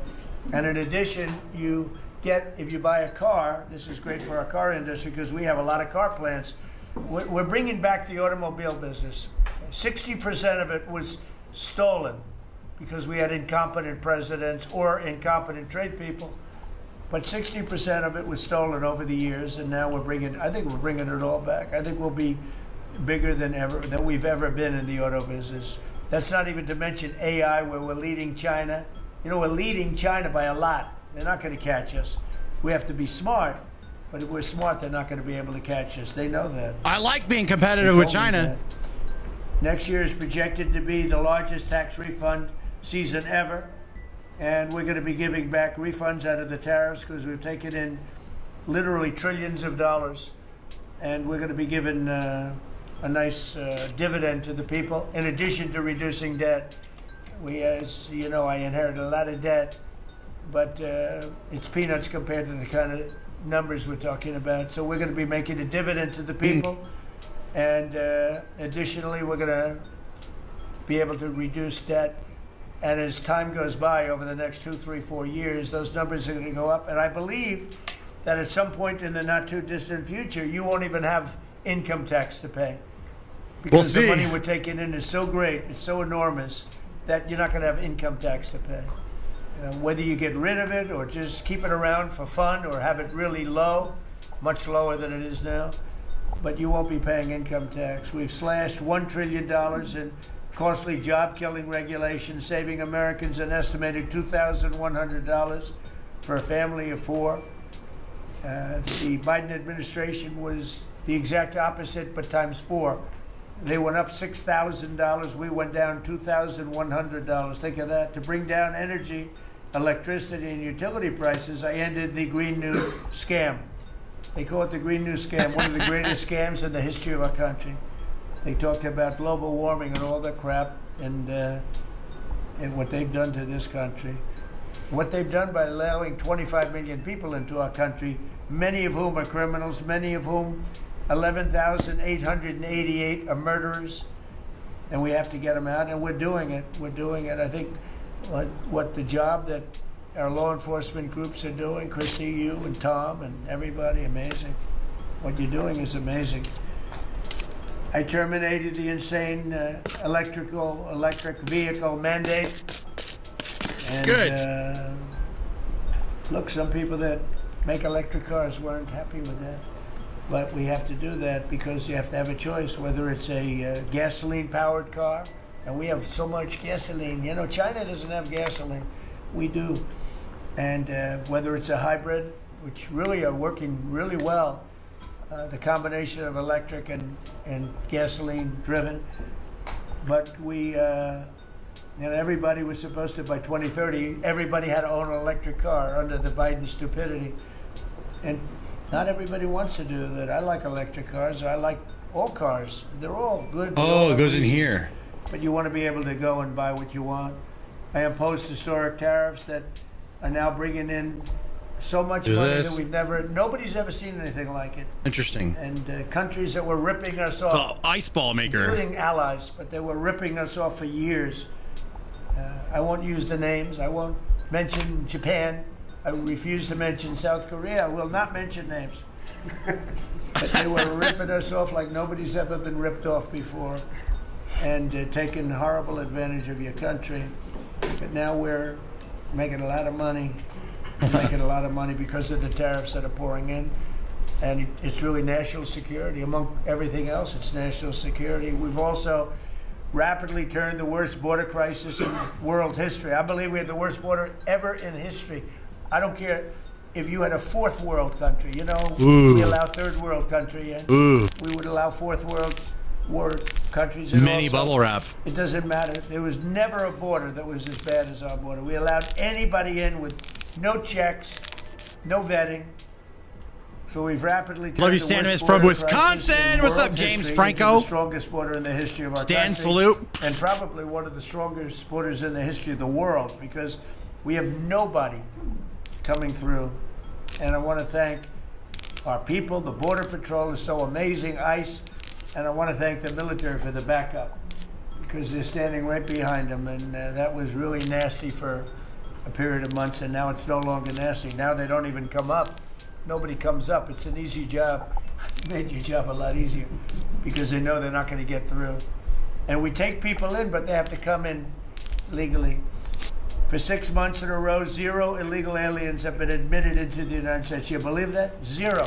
We had millions of people coming in a year, millions. Bubble wrap. Now we have 0 for 6 months, and these are given by radical left trillions people. And trillions. Numbers. I mean, they're not doing many favors. Oh, that's so satisfying. They're being we don't have our net numbers are unbelievable, but we had 0 people in the last 6 months. Illegal border crossings along the U.S.-Mexico border have plummeted to the lowest level ever recorded. And nobody talks about that anymore. You know, it's crazy. They don't talk about it. You think they'd say, well, Trump's done a great job in the border. This country is being destroyed by the border. But you always find something new, like, is he in good health? Biden was great. but is Trump in good health? I sit here, I do 4 news conferences a day. I ask questions from very intelligent lunatics, you people. And I give the right answers. There's never a scandal, there's never a problem. I give you answers that solve your little problems. You go back and you can't find anything, but you do stories about Biden was in wonderful health. The guy didn't do a news conference for 8 months.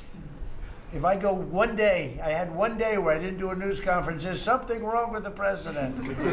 Yeah. You people are crazy. I'll let you know when there's something wrong. There will be someday. That's going to happen to all of us. But right now, I think I'm sharper than I was 25 years ago. But who the hell does? By the way, I took my physical. I got all A's, everything. But they said to me, would you like to take a cognitive test? I said, is it hard?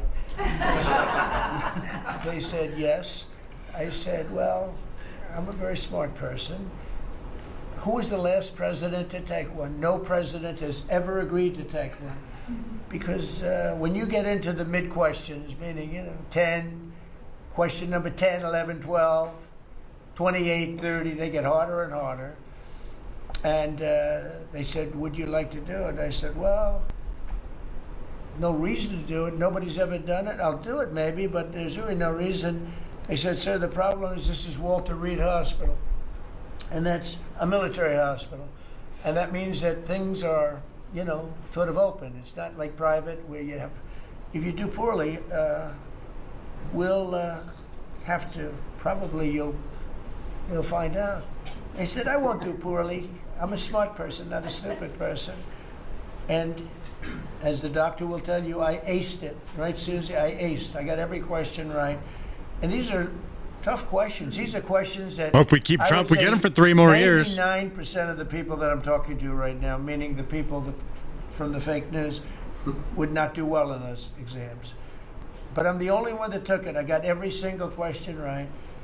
And then you hate when Trump humble brags at times? Is Trump sharp? I think it's hilarious. Trump is sharp. But I like they're it. not sharp. That's why they're going out of business, the New York Times. I hear that they're losing so much money, it's ridiculous. They're a bunch of fakers. But we can never let another thing happen like what happened to us with a fake election, with a rigged election, where a guy like Joe Biden assumes the presidency. Because the man was grossly incompetent. And he was incompetent 30 years ago. But he was really incompetent for those last few years. And our country was put at great danger because of it.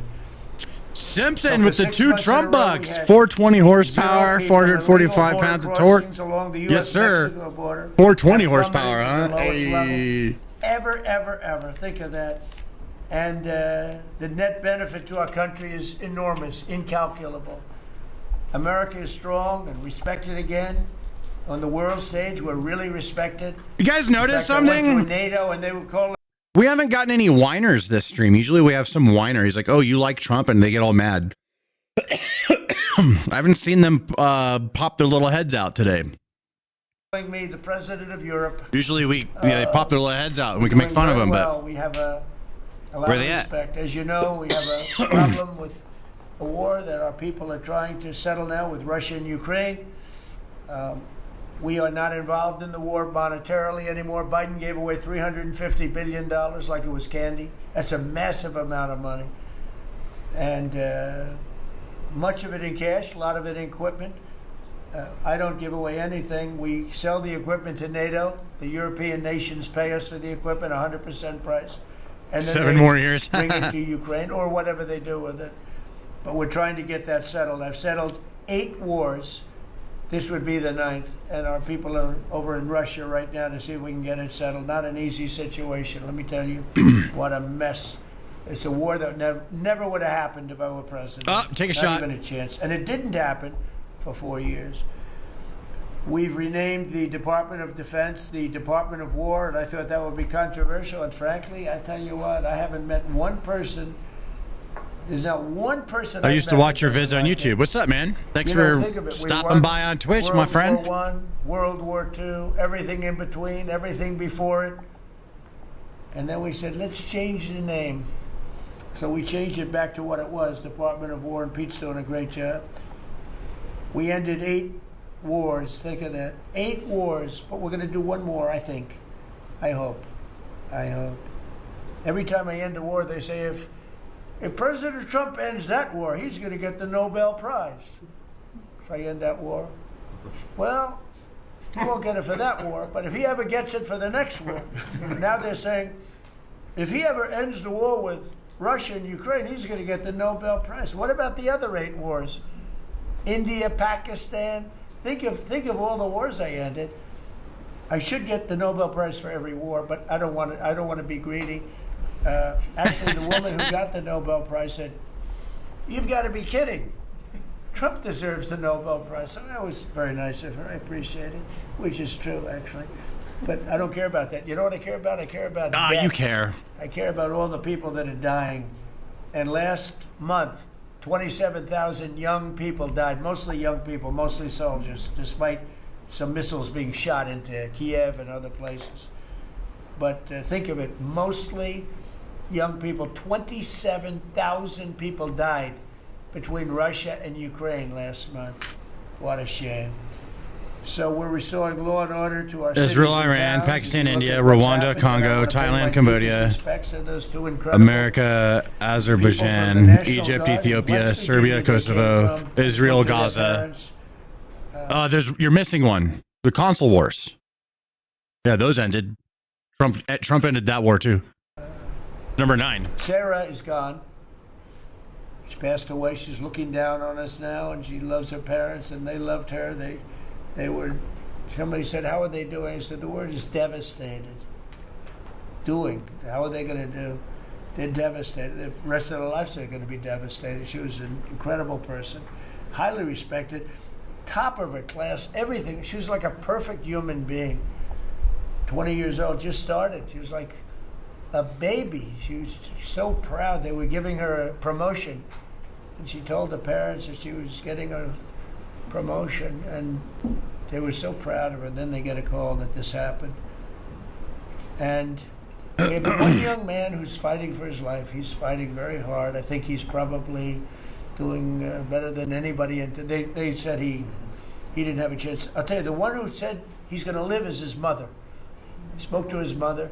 "Sir, he's going to live." I spoke to her very soon after this horrible event took place with this scum that is able to come into our country. I spoke to his mother. "Sir, he's going to be okay. I'm telling you." No doctor thought that. Looking something up. Give me a sec. He was hitting bad places, and she was like so positive. It was incredible. And it's possibly right, Pam, right? Possibly right. Boy, it would be amazing. If he lives, it would be amazing. A miracle, actually. But we're very proud of those 2 people. We're very proud of the National Guard. We're very proud of our military and our police and our firemen and women. If you go back and take a look a year ago, year and a half ago, it all changed, I think, on November 5th, the day of the election. But you go back before that, you couldn't get people to join the military, Pete, right? They didn't want anything to do with military. They wanted nothing to do with joining the police or the fire. They wanted nothing to do with anything. They had no spirit. The country it had no spirit, nothing. Record number of people joining now, we though. Just had the highest recruitment in history. Yeah. And we're getting great people. We're getting great people. And I will say, despite what just happened, Washington, D.C. has become a really safe place. And I guess this lunatic probably was upset that the National Guard is so effective, because we were really. Your son really joined the Marines? effective. Oh, shit. And Washington, D.C. is now considered a very, very safe city. We had crime numbers. That's what I was in. A year ago that was so bad. Embarrassment that the city, the capital of this country, could have numbers like that. And Washington now is, no murders, no this. It's been a miracle also what happened here. And now we're in Memphis. And anything on income tax, he says New that. Orleans pretty soon. That's what he said. He said it earlier. Like to have us go there. Governor Landry, great guy. He said either like no income tax, or maybe it'll end up being just like really, really low. He's like, whatever you guys end up doing with it after I'm gone here, as the president, then we'll see what's up. But I don't know. I'll believe it when I see it too. I see a lot of people saying that. I'm with you. New Orleans, and we're going to go there in a couple of weeks, and we're doing a real job. Even Chicago's down a little bit because of we have a minor force there. We could knock it down within 4 or 5 weeks. We could bring it down to almost nothing, but we have a governor that's grossly incompetent, and we have a mayor that's even more incompetent than the governor. He's a very low IQ person, and typically low IQ people don't make good mayors.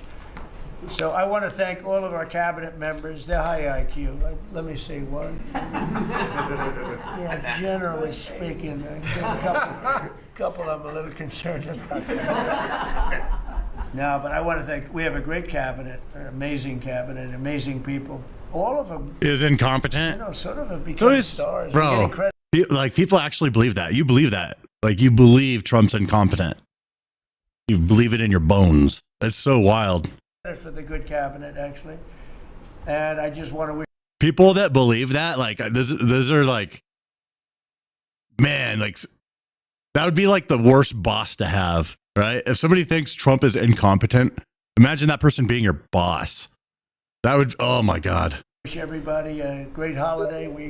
We've who's steaming me? Done a great job with the White House, bringing the White House back. You see the Palm Court. It was redone. Bro, I don't want to play duck game. What the fuck? The bedroom was redone. The Lincoln bathroom is now gorgeous, like it should have been. It was terrible green tile that was never the way it was supposed to be. It was done in the 1940s, actually, but it was not proper. And we're restoring the White House just like we're restoring the country, and people are. Bob Sanders, are you going to buy any Steam products? I have a Steam Deck. I have a couple of them. Job with the Christmas trees and all the decorations. I see the wreaths on the windows. I've never seen that before, on the windows of the White House. And you know, it's 4 stories high. I said, how did they get that wreath? They had people going up in a little dangerous. I wouldn't want to do it, but they put them up, and we have wonderful. Your reels are awesome. Thanks for watching. They're really proud to bring the building back, because this building was a little bit like the country. It was mishandled, it was mistreated, and now it's being given love. And we're building one of the great, I think, maybe the greatest ballroom. We needed it for 150 years. They've been asking. You see the trucks and cranes and excavators in the background, and you hear them, and every time I hear them, I love the sound. What's the steam frame? I wouldn't say my wife is thrilled. She hears pile drivers in the background all day, all night. They go till 12 o'clock in the evening, day, night, pile drivers. Darling, could you turn off the pile drivers? Sorry, darling, that's progress. But oh, the headset. We're doing great. It's going to be I think it's going to be the finest ballroom ever built, and we're going to have it here. They've wanted it for 150 years. Think of that. So I will just end by saying I want to thank the cabinet. It's been a great cabinet. Let's think of it. Time flies, but this is our last of the year, as I said, and I just think you've done a fantastic job. They did a lot of shit in 1 year. Holy fuck. We'll go quickly, but we're going to go around the room, and we'll start with Pete, and you'll tell us about some of the achievements. And some of you have achievements that are so big, I don't want to go through the whole thing because we don't have time. But we'll start with Pete, and then if you want, we'll take some questions at the end. Please, Pete. Well, thank you, Mr. President. As you said, it has been a historic year at the Department of War. Recruiting and retention over this year are at the most historic levels our country has ever seen. When I had a chance to be on an aircraft carrier destroyer over Thanksgiving, the spirit in our ranks since the election under President Trump is unprecedented. I've never seen anything like it as a soldier myself in uniform, and I know a lot of you feel the same way. We've ripped out the DEI and the political correctness. It's all merit-based at the department. We're getting back to basics: accountability, training, readiness, lethality, and that's reviving that spirit. And Mr. President, we're rebuilding the military, historic investments. I just took briefings on the Golden Dome and F-47, next generation capabilities that are going to make sure that for generations to come, America has the most powerful, most capable, most lethal military in the world, which you have rebuilt once and we're rebuilding again. And then we're reestablishing deterrence and credibility. If you look at what happened, we deal with every day the outcome of what happened in Afghanistan, the debacle under Joe Biden. We just dealt with it in the streets of Washington, D.C. with those 2 National Guardsmen. And then what happened on October 7th with Hamas, what happened in Ukraine and war. $5 Trump bucks from Will You Teach Me says, I hope he invites Bill and Hillary to Monica Lewinsky Ballroom. That would be such a funny Whether it's name. Midnight Hammer, those beautiful B-2s going 37 miles back and forth, undetected. Be right back. And Iran not getting nuclear capabilities. Europe and NATO stepping up to 5%. Locking down our southwest border. It's been an honor to work with Christy and Tom and everyone else down there to lock it to zero. Operational control of our border. And then it's getting after and going after narco-terrorists and designated terrorist organizations in our own hemisphere. As I've said, and I'll say again, we've only just begun striking narco boats and putting narco-terrorists at the bottom of the ocean because they've been poisoning the American people. And Joe Biden tried to approach it with kid gloves and allowed them to come across the border, cartels take over community, 20 million people, hundreds of thousands of Americans poisoned. And President Trump said, no, we're taking the gloves off. We're taking the fight to these designated terror organizations, and that's exactly what we're doing. So we're stopping the drugs, we're striking the boats, we're defeating narco-terrorists, and we're standing... And Peter, you may say one thing, that drugs coming in through the sea by sea are down 91%. And I don't know who the 9% is. I'm not sure either, sir. But down 91% by sea. We've had a bit of a pause because it's hard to find boats to strike right now. Which is the entire point, right? Deterrence has to matter, not arrest and hand over and then do it again, the rinse and repeat approach of previous administrations. This is meant to get after that approach. And I will just end by saying, as President Trump always has our back, we always have the back of our commanders who are making decisions in difficult situations, and we do in this case all these strikes. They're making judgment calls, ensuring that they defend the American people. They've done the right things. We'll keep doing that, and we have their backs, Mr. President. Good job. Thank you very much. Howard? So we set out to stop the ripoff of the United States. This is about global change of trade. We've been ripped off since 1945 when we set this policy. So we set out, and together with my partners, Jameson Greer and Scott Bessent, we I was just set out lighting to my change that. So we started, log the and first one was the fire, UK deal, the right? chimney thing, fucking Asymmetric. fireplace. They pay us 10%, and we get charged nothing. That allows us to export, and that began the process. Then we did the biggest, the European Union, 450 million people, $20 trillion economy. They completely opened their borders. What's up, Ethan? To us, and we charge them 15%. That makes America $100 billion a year and turns it back to where our economy is the best. And so it proved that President Trump's trade agenda was the right trade agenda. Then we go to Japan and Korea. They offer us $750 billion in cash to build in America at the president's direction. And we're going to start, as an example, nuclear. Right? We need to have a nuclear arsenal in America of power, the generation of power. So we're going to build hundreds of billions of dollars, financed torching one of the by haters. Japanese and the Koreans, meaning they give us the money, we build it here, and we split the cash flow 50-50. We're going to build ships, $150 billion worth of ships in America. What's up, That Mr. changes Snub? the way things work, right? After those trade deals, then you go to how Ghost are we Gaming, going I to see you. reshore? Right, let's start talking about the auto industry. Trump looks tired. Right? I think he fell asleep just now. Competed against by Koreans, the Japanese, the Hold Europeans. up. Hold up. I think he dozed off for a sec. Bro, doesn't he look like he's sleeping? Looks like he's sleeping to me. Auto industry, right? We've been Someone get Trump a Diet Coke. The Japanese, the Europeans were kicking our tail. President Trump changed it. 25% tariffs. Take a Bring little it all nappy home. poo. This year, General Motors stock up 40%. Ford up 34%. And on the same day that we announced we had set all the tariffs, Sean Fain, the head of the United Auto Workers, called and said, I can't believe I'm calling a Republican Secretary of Commerce to tell the president that this is the greatest administration for auto workers in America. Stocks up and auto workers up. That proves that President Trump understands how to take care of the whole ecosystem, both the companies and, more importantly, the people who work there. Semiconductors, right? We didn't build any. The Biden CHIPS Act was a $60 billion giveaway, right? We've now turned that.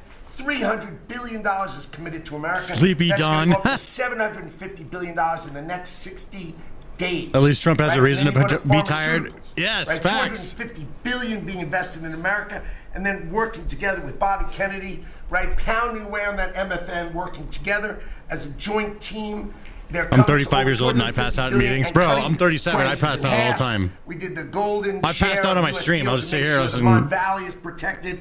Intel gave us 10% of the company, make tens of billions of dollars, right? And the last thing I will say is a year ago today, I was working on transition with President Trump, right? To build the greatest cabinet ever for the greatest president ever. And I, as I sit here today, I can't be more proud of how you did it, sir. You've created the greatest cabinet. It is a joy to be at this table. Hell yeah. You know, one thing we will mention, so they came to see me from Intel, and they had a problem. I said, look, we'll fix your problem, but I think the United States is entitled to 10% of your company.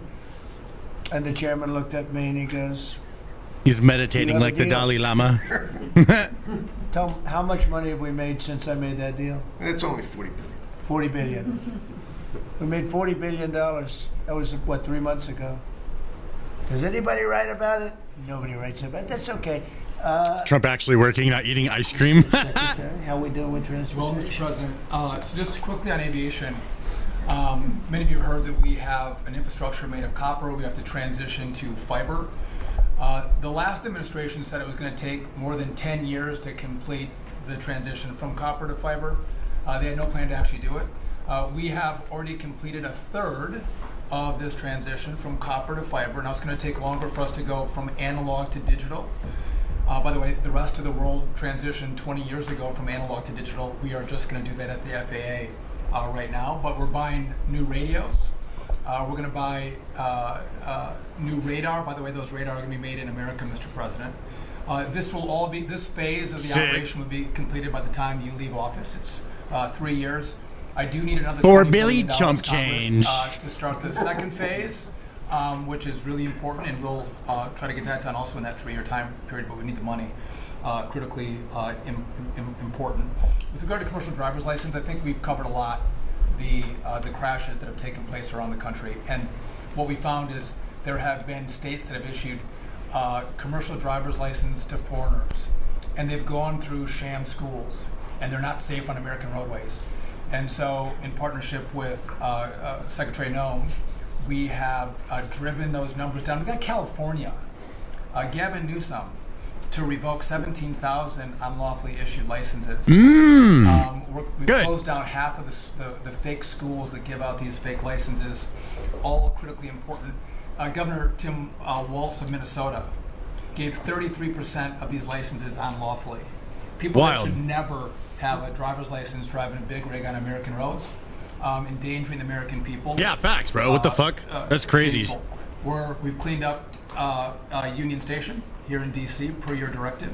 We're going to rebuild Penn Station in New York. We're going to break ground at the end of 2027, get that project operational. And, you know, Mr. President, a lot of us, I fly commercially, I fly back by the bathrooms. I don't know why that happens. They put me in the back.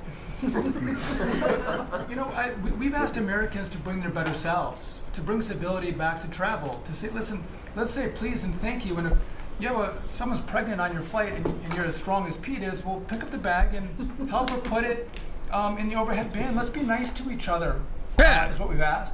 Maybe not wear pajamas or slippers on the airplane. And, okay, that's crossing the line. Okay, no. Let us wear the PJs, bro. It's fucking. Let us be comfy.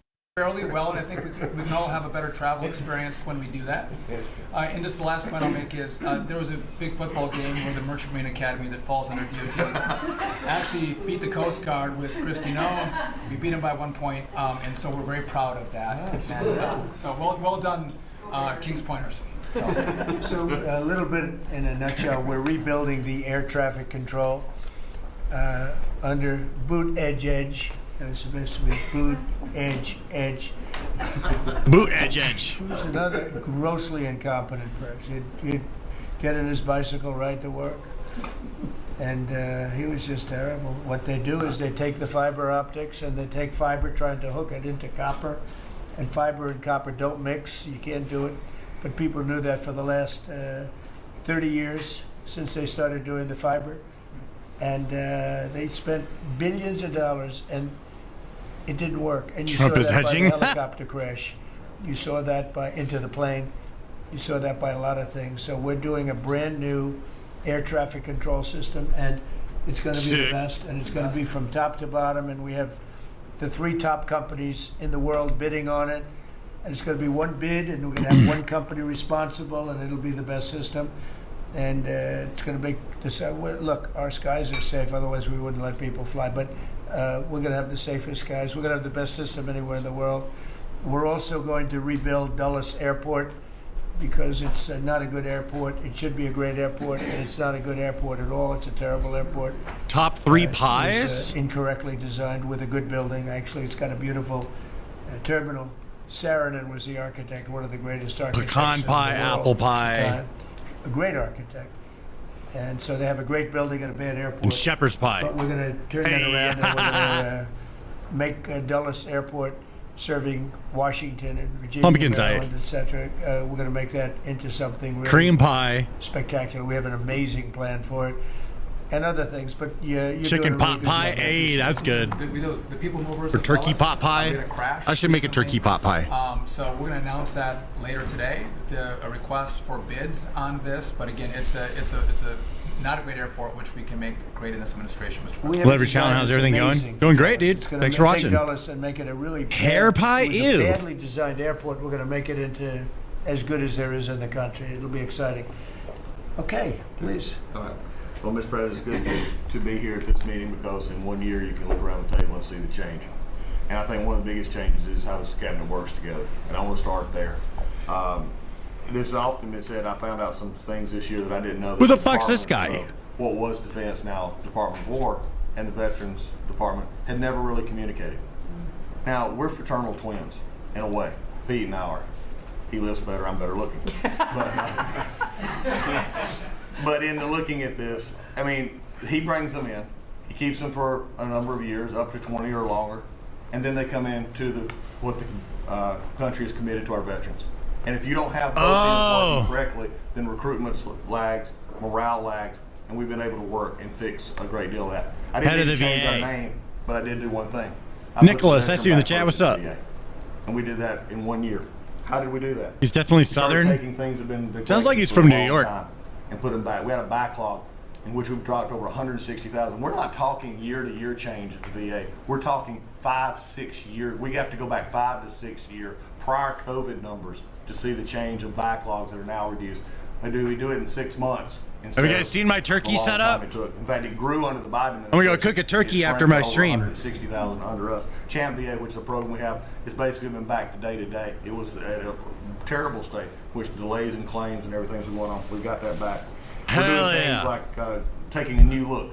I have one question that I ask when I go to my hospital. Looks beautiful, thank you. Over 170 hospitals, 1,200 clinics. And I asked the people one thing, Mr. President. I said, what are you doing right now? that Gonna you're go with just peanut honest and I oil. wouldn't stand here. You say, this is stupid.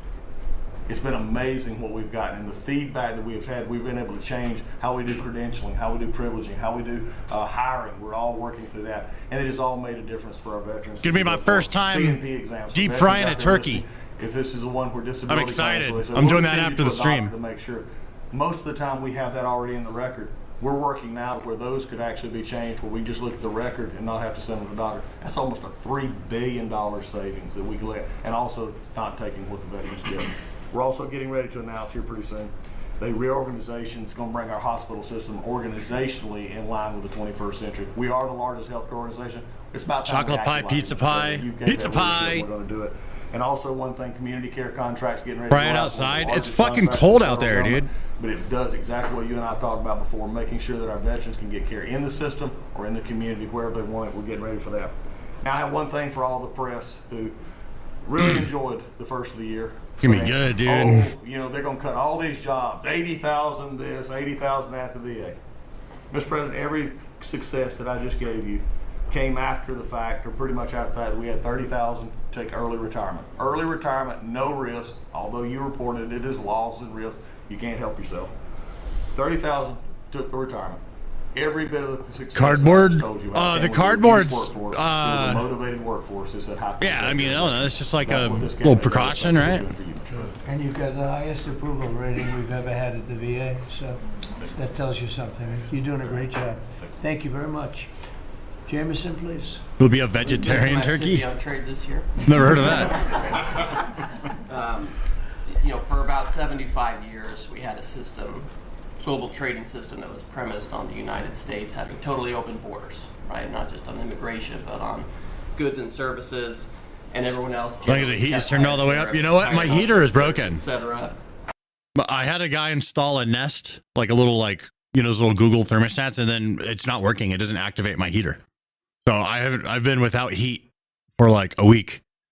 And I'm trying to figure out how to make this fucking thing work. So it's cold in here. So I got a fire going, and this will this will be kind of like double, right? Like I get to cook a turkey, and I can make it be a little warmer in my house. You know what I'm saying? It's gonna be awesome. Obviously, the outcome was we had a huge trade deficit. Temp outside right now is you gave all of us 20 degrees for me. Leverage.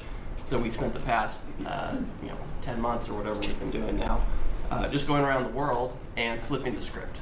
So now we're in a situation where we've protected our industries, we have the tariffs, and the other countries have decided to take their tariffs down and non-tariff barriers. And we've done it in a very constructive way. We've achieved agreements on reciprocal trade, which are a new kind of trade agreement. Reset your thermostat and reprogram it with the app. We have balanced trade. We have reciprocal trade, that we're treating each other fairly. And it's been embraced by the international community. And it's going to be exciting to see what it's like 5 years, 10 years from now, because you've changed it. And that's how it's going to be now. And I think you should be commended for it, and we look forward to seeing what comes in the next few years. Thank you very much. You're doing great. He's doing a great job. Thank you very much. Please. Thank you, Mr. President. Last time I was here, I said that the amount of deregulation. Do not fry that in your house, 30 to 1. bro. It is Since cold then, it's up to outside. 48 to 1. Your goal had been 10 This is to 1, which and it's was in the in kitchen excess where all the of food 6 to is 1 and stuff. the It's first term. it's convenient. It's actually much higher than that, but I made my team redo the threshold a little bit because it sounded so unbelievable. But the amount of work that's being done with this entire team is astronomical. And another detail in that is that when we propose a rule, some of the biggest ones that you care the most about don't go into that count until they are finalized. So next year we should be even more eye-popping. One of those to talk about is the federal acquisitions regulations, which you gave us a charge 6 months ago to dramatically reduce. Warm turkey is good turkey, yes sir. By 25%. 500 pages, Hey, let's go, dude. which is a third of the Vic's mandate. Pool That's Service. gonna lead to savings, Becoming a member. competition, Let's go. So probably $40 billion. Blue Goblin with 5 Trump bucks. Before I go, please watch some videos when we of get up and running frozen in turkeys north being of fried before you do it. It might save your $200 life. billion. I know how to cook a Competition, turkey, bro. About 45% of government bids only have one I know bid. how to cook a turkey. So you got no competition in that situation. What the hell? That will now change, and then we're just getting faster. Months, and hopefully we turn it into years, which means you all around this table can buy things that you need. It's a joke. It's not a joke. Do it outside. Exactly. Willie teach me understands. That's what the cardboard is for. Participate in the federal procurement process. So making all sorts of improvements on that front. It's very exciting. Thank you, Mr. President. That's great. And great on the regulations.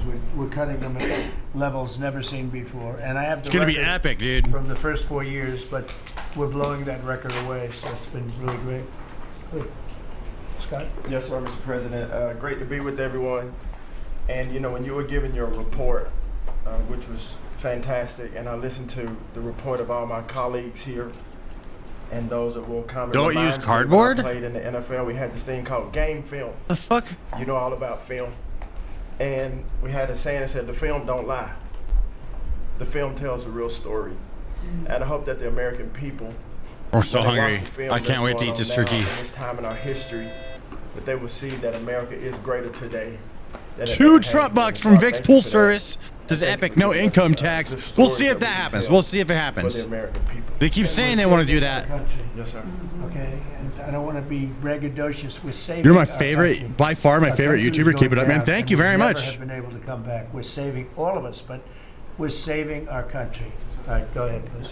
Put tinfoil over the cardboard? And keep it with your executive order, sir, in making America's streets safe and beautiful. Again, we've been very intentional about making public housing in our country safe. And I want people to know, our colleagues know this, but people in America know that we actually I may be low income, but I'm not low income.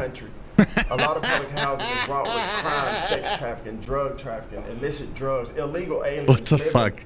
in public housing. But we've put them on notice to let you know that it's not lost on us. We care about the people. We're paying attention to it, and we're going to root out crime in public housing. We've been very focused on working with the Memphis Safe Task Force, the DC Safe and Beautiful Task Force, working with Pam and Chrissy and others, and law enforcement. Our law enforcement is tremendous. Every single night they go out and they go to public housing to make sure that our people are safe. Mothers and children are safe. And so at HUD, you know, it's a different day. We're running new plays. The film was real bad when I came in. I'm gonna be honest. There we go. But we do picture in picture. The people that live in public Sick. housing do assurance that they will be safe. And we also Bubble announced a wrap new the cardboard crime so it's hotline, safe. sir, What the fuck? that people that live in public housing, if they see criminal activity, if they see illegals living there, if they see Standing, Mr. Not letting the drug dog trafficking, move. Place. If you see it, if you hear it, Place. report it. Don't be afraid. And so work with our Office of Inspector General. We've set up this crime hotline, and also working with Chrissy and Department of Homeland Security, making sure that everyone that lives inside of public housing is accounted for, and that they are Just American please record. And so I I'll say try that to I remember. emphasize that to know that we So when I start prioritize cooking, I like American just people forget, and you know? American people only. Lastly, sir. Live stream it? in Maybe I could Atlantic live stream City, it. Thanks for the we took 2 over Trump bucks. the Atlantic City public Calipoli. because the living conditions were deplorable. Calipoli? And they have people that have been living there for 3 generations, and they were being treated very bad.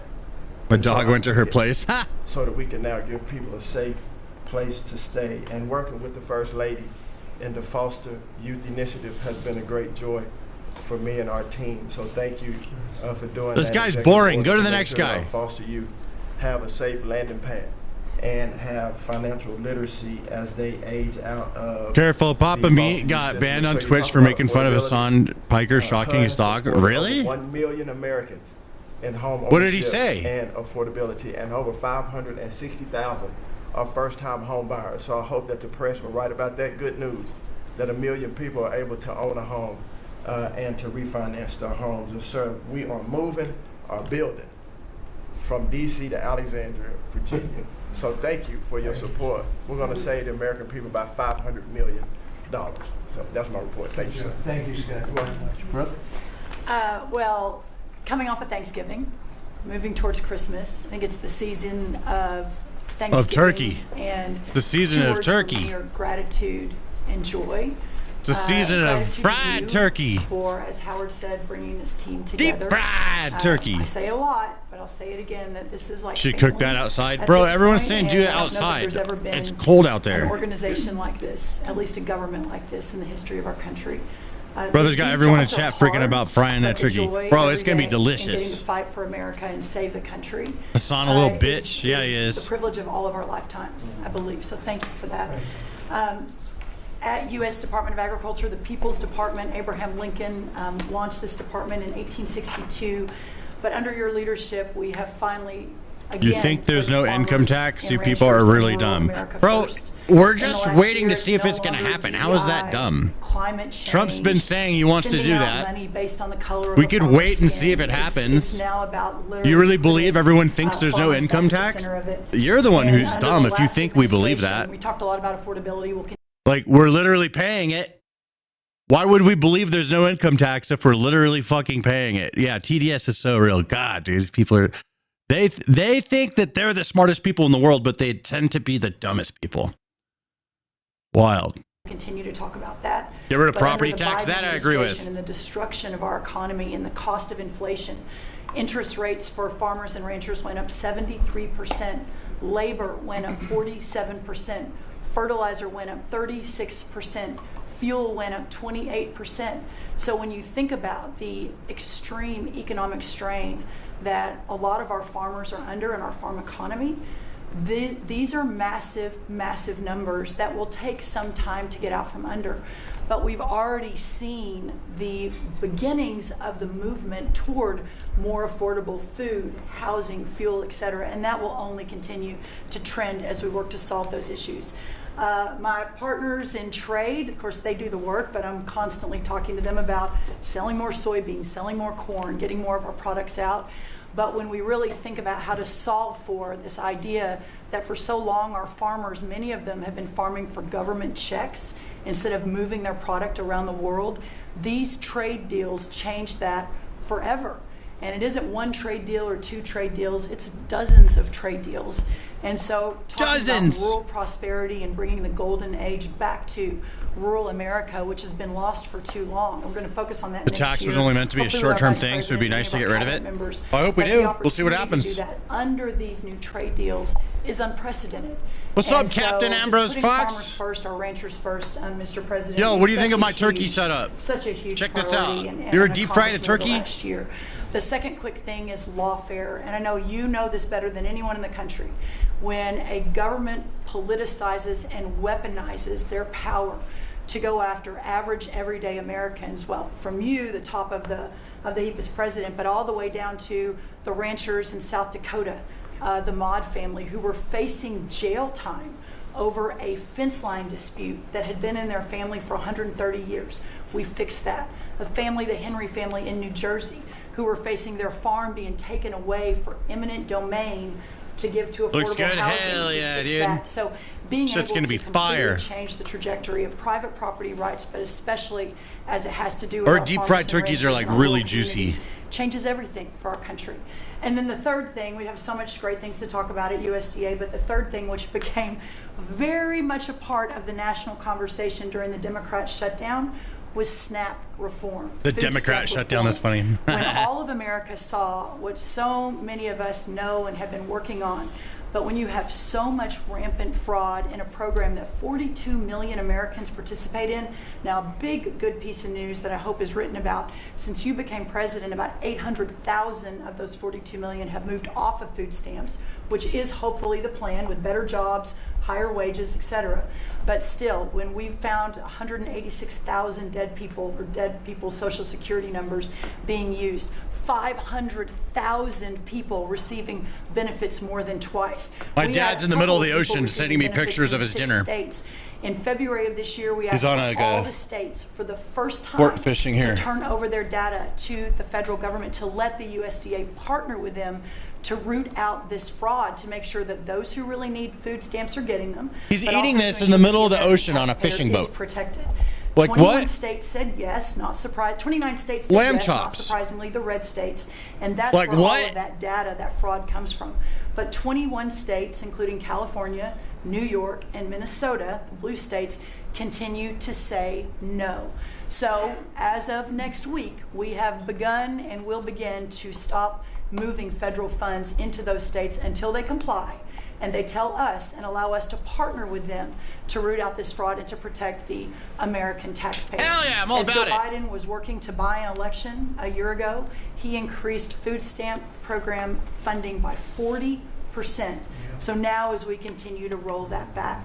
So the partnership in Making America Healthy Again is also in food stamps, but a lot of what Bobby and I are doing together is really Mr. remarkable. Rager, But I see you in the chat, man. Just gratitude and joy for this work, and so grateful to you. The final thing I'll say, a lot of gratitude to Secretary Marco Rubio for wearing his Aggie maroon tie as a reflection of Texas A&M. How does that beating go? She's Florida going like this. Handily What the about fuck? a month ago. So Marco, I want to thank you and much gratitude and joy. Yeah, my in dad's my eating heart well as tonight. Yes.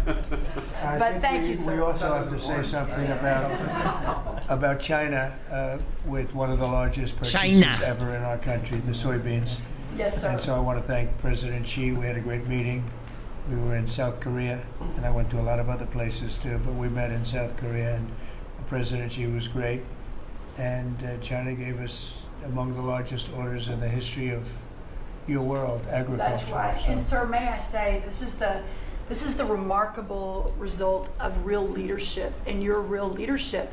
Just a couple of days ago, China announced that they were going to halt all purchases from Brazil. Always gotta glaze because Trump. they had found Gotta some glaze 'em. irregularities in some of the a soybeans they're requirement. buying from Brazil. And what that means is a continued signal. Just doing a great that job. This country and our farmers produce the best, highest quality soybeans, sorghum, et cetera, in the world. And what you've been able to do is open those markets up and, again, move toward an era where our farmers At least the Trump family's not doing a Coke in the White House. They have the markets True to that. sell the product. Having said that, we do have a bridge payment we'll be announcing with you next week as we're still trying to recover from the Biden To help years. That's right. To help the farmers. We're going to help the farmers. They did not help the farmers. That's right. Thank you very much. Thank you, sir. Scott? Mr. President, it's been a great year on the economy, but the best is yet to come.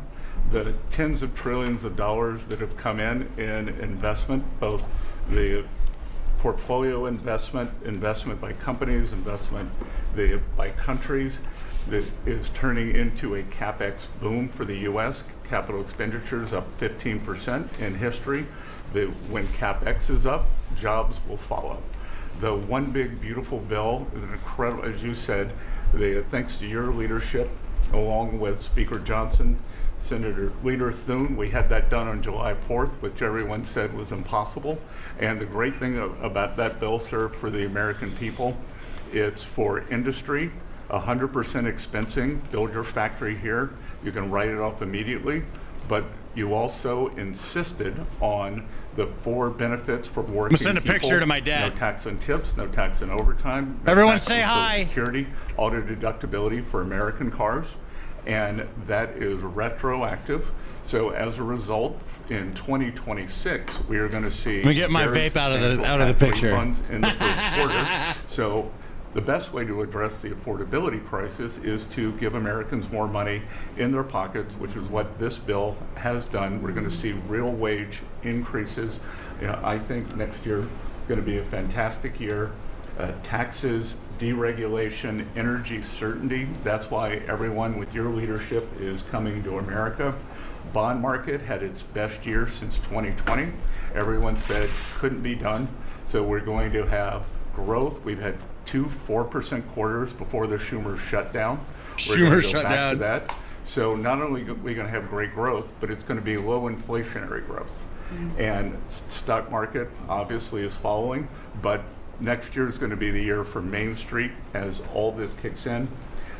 And you came in, immigration, I called it the 3 I's, immigration, interest rates, and inflation, that were killing the American people. Close the border, the promise kept. Interest rates are down, and the 10-year bond, again, best year since 2020, and inflation led by energy prices is going to roll next year. I think it's going to be a fantastic Thank you, year. guys. Appreciate so we ya. can look back, be very proud of this year, but I think 2026 is going to be great for the American people, thanks to you. Hell yeah, buddy. 2026 is coming. It's going to be a great year. It's an honor to serve with this great team that you've assembled. And I just want to pick up on something you said, Mr. President, because you hit the nail on the head. That it is absurd. Is he really that ending Democrats income taxes? talk He's about trying an to. affordability crisis It's JD that Vance. they created and the people around this table work every single day to address. You'll hear a lot of statistics today. You hear a lot of statistics in our political conversation. I think the most important statistic for the American people is that under the Biden administration, the average American family lost over $3,000 of household income.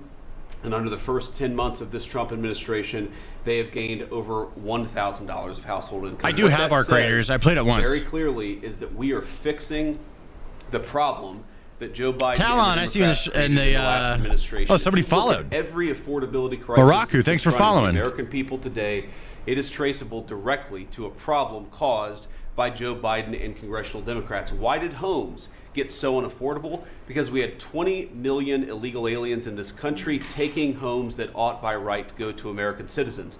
Why did tax bills get so unaffordable? Because Democrats were raising taxes. See you, Renalyn. Thanks for hanging out. Republicans, under the president's leadership, we're now cutting taxes. Why did food get so expensive? Because we printed trillions of dollars and threw it into green scams that made our agricultural economy suffer while Americans were paying higher prices for food. On every single one of those issues, Mr. President, I think we've made incredible progress. But it would be preposterous to fix every problem caused over the last 4 years in just 10 months. I think that we've done incredibly good. But what I see over the next year, and you heard Brooke talk about joy and gratitude. What I really think this season represents for me, and I think for the entire administration, is that we have now done incredible work to fix what Joe Biden broke. It's not illegal to give the homeless a machete and a bottle of Jack. It sure isn't. American prosperity could be the best year that we've had in the United States of America. It's going to happen because we're all working hard. It's going to happen because we have the greatest country in the world. But I think for congressional Democrats in particular, if they want to talk about affordability, they ought to look in the mirror. We are fixing what they're broken. We're proud to do it. It's the job that we were elected to do. But I think 2026 is going to be the year where this economy really takes off. Thank you very much. Thank you, sir. Great. Pam? Let's see what happens. President Trump, thank you for Bondi. talking about Sarah. Pam Heartbreaks Blondie. for her family. And Andy is doing well. His parents, Melody and Jason, wanted me to tell you, and I was with them yesterday in the hospital. He's a miracle. I was there when the surgeons came in, and they wanted you to know this. He's a miracle, and if everyone in this country can continue to pray for that family. He's got a long road ahead of him, but he is a miracle. And of course, the guy our that got DC shot initiative is led by the National Guard guy. The monster will be held accountable. Who Good. did this? Our marshals, of course, are leading the DC Safe effort. We have made over 7,000 arrests at your direction. DC is safe again. Working with everyone around this table, Pete and everyone. Scott and I were in Memphis together last week, and everyone, and Bobby, your HHS, doctors and medics are on the ground to help people in Memphis and DC. In Memphis, we've made over 3,500 arrests so far, and Homeland Security, Christy, you've been instrumental in this. But it's everyone working together as a team. We even have Treasury agents out there. It's unbelievable, on the ground in DC and Memphis. Of course, law enforcement first, FBI, Kash Patel has led the FBI. We have a 100% increase in the arrest of violent criminals, thanks to your leadership. DEA, led by Terry Cole, over 45 million fentanyl pills, 4,200 kilos fentanyl powder. That is the equivalent of 347 million potential lethal doses. That's unbelievable that you've taken off the streets of our country. And the weight of all the drugs combined taken off by DEA, where the Epstein files at? Are you living under a rock? Full semi. Yeah, they fucking released them. Of the drugs just since you've been in office. The drugs that had flowed into this country under the previous administration. They just released a bunch of videos ATF, today, too. Led by Rob Sakata, has seized more than 31,000 illegal guns. 31,000. Unbelievable at your leadership. 19,000 of those were from trafficking cases. We've been sued on the legal front now. We have been sued 575 times. 575 times. More than every administration going back to Reagan combined. Most recently, yesterday, I was sued by an immigration judge who we fired. One of the reasons, she said she was a woman. Last I checked, I was a woman as well. 24 Supreme Court wins, President Trump. 92% success rate. Where's little Marco? It took a while to get to the Supreme Court. We're doing it at record speed. Led by He's on the other side of the table. Of course, Sarah and Hosh all working together. Immigration, we're winning. Nationwide injunctions. Ending DEI funding. Working to secure that our federal workforce is aligned with your America First agenda. Representing pretty much everyone in this room. We met with your general counsel yesterday, Doug, working with everyone. It's nonstop. ICE, of course, we're winning there with Christy. We're Brooke, SNAP benefits, won there. Marco, USAID. Pete, National Guard, of course, going nonstop. Our U.S. attorneys are fighting violent crime, working around the clock to make America safe again, which was your directive. Our Civil Rights Division, suing Gavin Newsom 3 times now, Prop 50, keeping boys out of girls' sports, and in-state tuition for illegal aliens. We've sued over election integrity. We are litigating major universities with Linda. Thank you, our Civil Rights Division, for everything that you've done to end DEI in our schools. Our Civil Division fighting sanctuary. Yes, get DEI out of the schools. It's a great thing. Jesus Christ. Our antitrust division with Google, major settlement. Our attorneys are working on terrorism, TDA, MS-13, Antifa, President Trump. We've charged more than 500 defendants with assault on federal officers thanks to your directive. And also, we have dropped countless cases against Americans that were prosecuted under the Biden administration, including J6, COVID, FACE Act, and more. And as everyone knows, we cannot talk about pending grand jury investigations, but no one is above the law, and that includes what happened in Arctic frost. I hope everyone has a very Merry Christmas, Happy Hanukkah, and Happy Holidays. Thank you for fighting for our country. Oh. Thank you. Thank you very much. Oh, that was nice. Well, thank you, Mr. President. Thank you for allowing me to be at this table.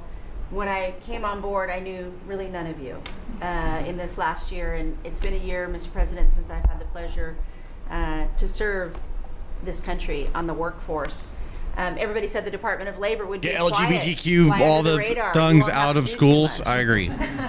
Absolutely not, because you made the American people realize the American dream is real for the American workforce.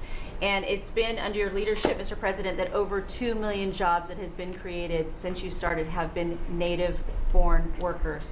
And that is the difference between this presidency, this administration, as opposed to the Biden administration, where mostly foreign-born or federal government jobs. And I think through the private sector. Indy Dad Gaiman says, I took my kids out of public school and put them in private because they were trying to push DEI and gender theory BS.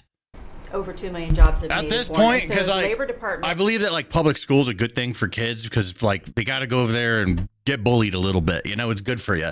But the schools themselves, the fucking teachers are out of their fucking minds these days. You got to be kidding me.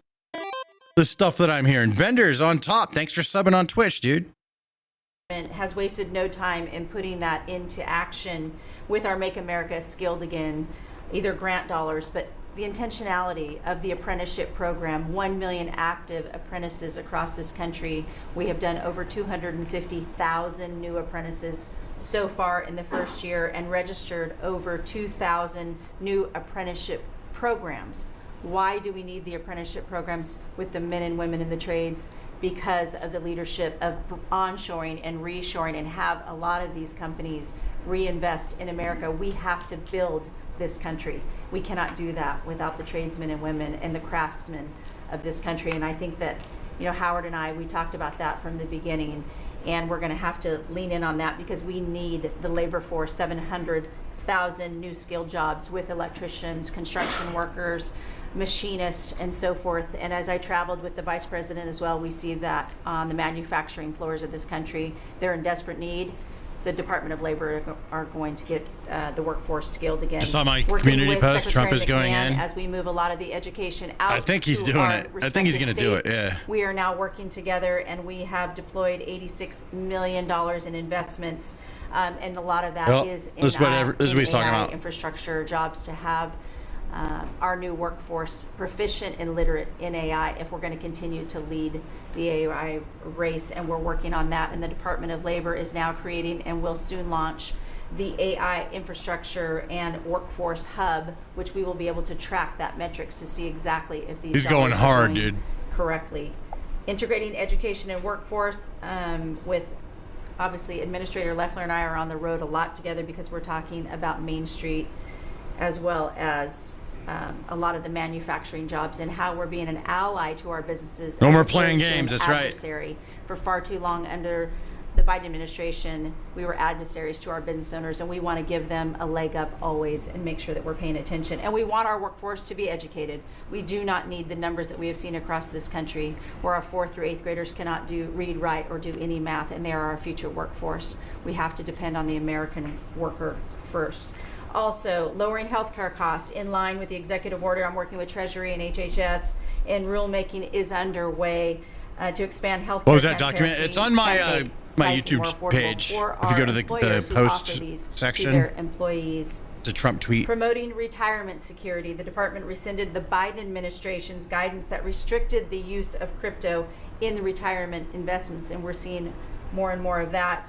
where we also rescinded the supplemental statement that discouraged the fiduciaries from considering the alternative assets for 401ks, and that will also come through the Department of Labor, that rulemaking. Ending abuse of cheap foreign labor at the expense of the American worker. We launched over 200 investigations into companies who will have abused and or fraudulently against the American worker. So Project Firewall was released. Thank you, Mr. President. We want the trained workforce, but we will root out the fraud and abuse, and we'll protect the American worker first.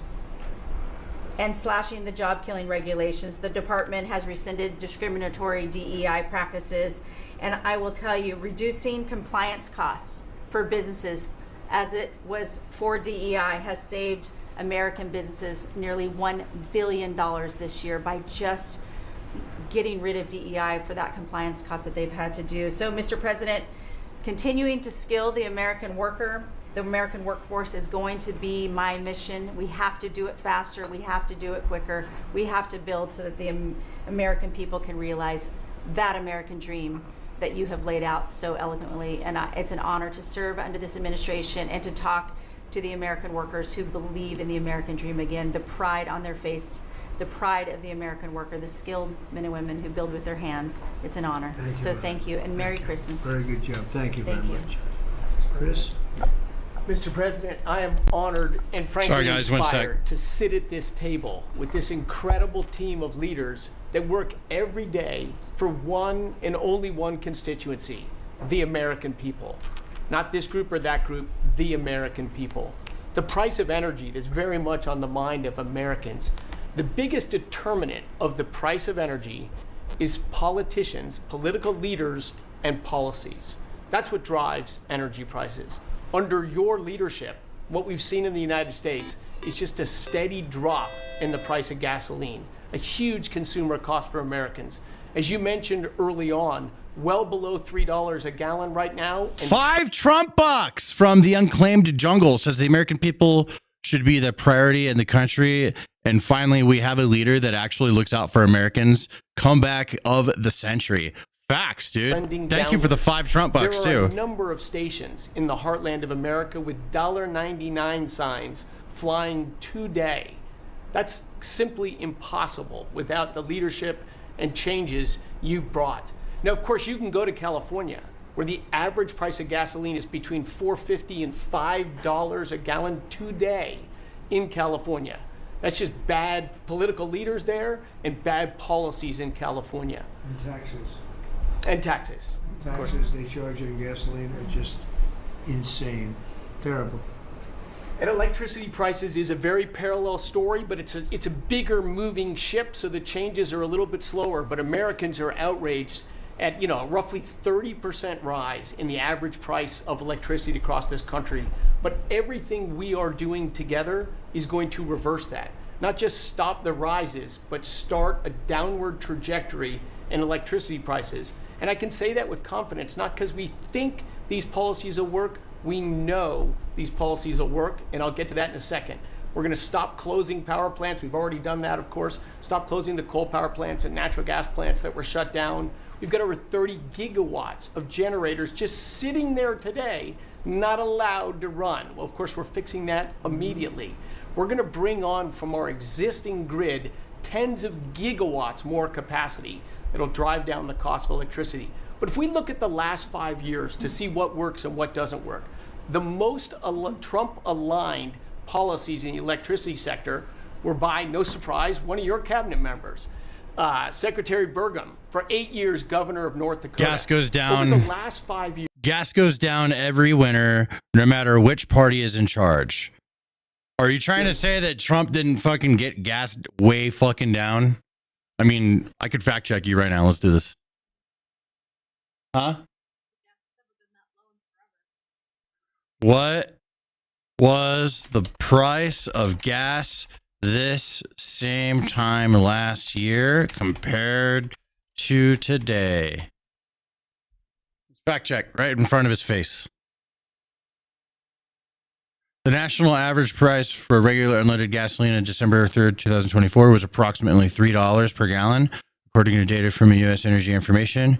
On December 2025, the average has dipped to $2 $1.99 per gallon. For me, it's less than $2 where I'm at. But it is okay. I guess like if you average the entire nation, it is, what is this? 12.012 of a gallon, down, I guess, 0.4%. Gas is cheap as fuck. Production and demand for electricity in North Dakota grew 35%. Think what data We center got 2023 and 2022 what average happened? for gas as well. Electricity prices went. Okay, let's include 2022 and 2023.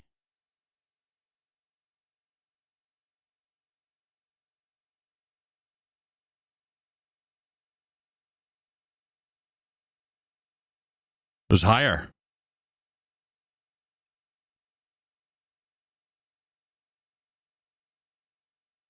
It was even higher.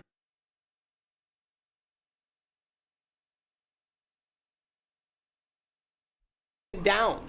Didn't rise slowly. They actually went down. I'm in Denver. Those 5 years. Yeah, That's it's like the 197 answer. at the gas Trump-aligned station energy close to me. policies increased demand for electricity. Nebraska and Texas, more Trump-aligned states, had significant growth in demand for electricity. They had electricity price rises, but well below the price of inflation. Unfortunately, Biden brought all of us a lot of inflation. If you look at the other end of the spectrum, California, New York, Massachusetts, Connecticut, Maryland, I could go on. What happened in those states? Policies and politicians that force the building of unreliable electricity generation, which requires new infrastructure and transmission lines. And what happened? Today they produce less electricity than they did 5 years ago. A lot of spending money and less electricity. What does that mean? Of course, much faster rises in the price of electricity. Blue states have had 1.5 times faster rise in electricity prices than red states. Red states alone, less than inflation. We need to bring those policies. You are bringing those policies to the national level. We hope the blue states will come along with us, but your policies are going to start the decline of electricity prices nationwide under your leadership by just bringing back common sense. So thank you for allowing me to be part of this team. For people here who are focused on winning, special thanks to Howard and Scotty who were there with me to see the Denver Broncos win on Monday night. Now we want nationwide wins on energy for 3 more years. Hey, Denver Broncos. More energy production than we've ever done. Denver sports teams are winning everything this year. Across the board. That'll continue to be reset every year you're in office. Thank you very much. Well, Mr. President, thank you for giving me a very interesting job. Some days it's a little controversial too, but it's been an honor to work for you. You are a great American. The fights that you pick are the right fights, and they're Christine always on behalf Ohm, of this country. South Dakota. So I appreciate the chance to do this job heading up this department. If you think about what Joe Biden did with the Department of Homeland Security, he used this department to invade the country with terrorists. He opened up the borders, let anybody come in that wanted to. He put them on airplanes. He let them through our airports. If they could figure out a way to get to our shores and in our country, he just opened the door and invited them in. So it's our job to get them out. And I want to thank you for this team, because I look around the table and I think every single person here has helped me do my job over the last year. They've supported us at the border and given us resources. Marco negotiates all the travel documents and relationships with other countries to take their people home. 2 million people have gone home already. The people that were here illegally, you've removed from our country and sent home. And we're going to send more home for the holidays too, and make sure that they get This to is be a with their recording from families earlier, yeah. in their countries. Yes. This is the South Park That's lady, right. yes. Pam, blah, blah, blah, blah, blah, blah.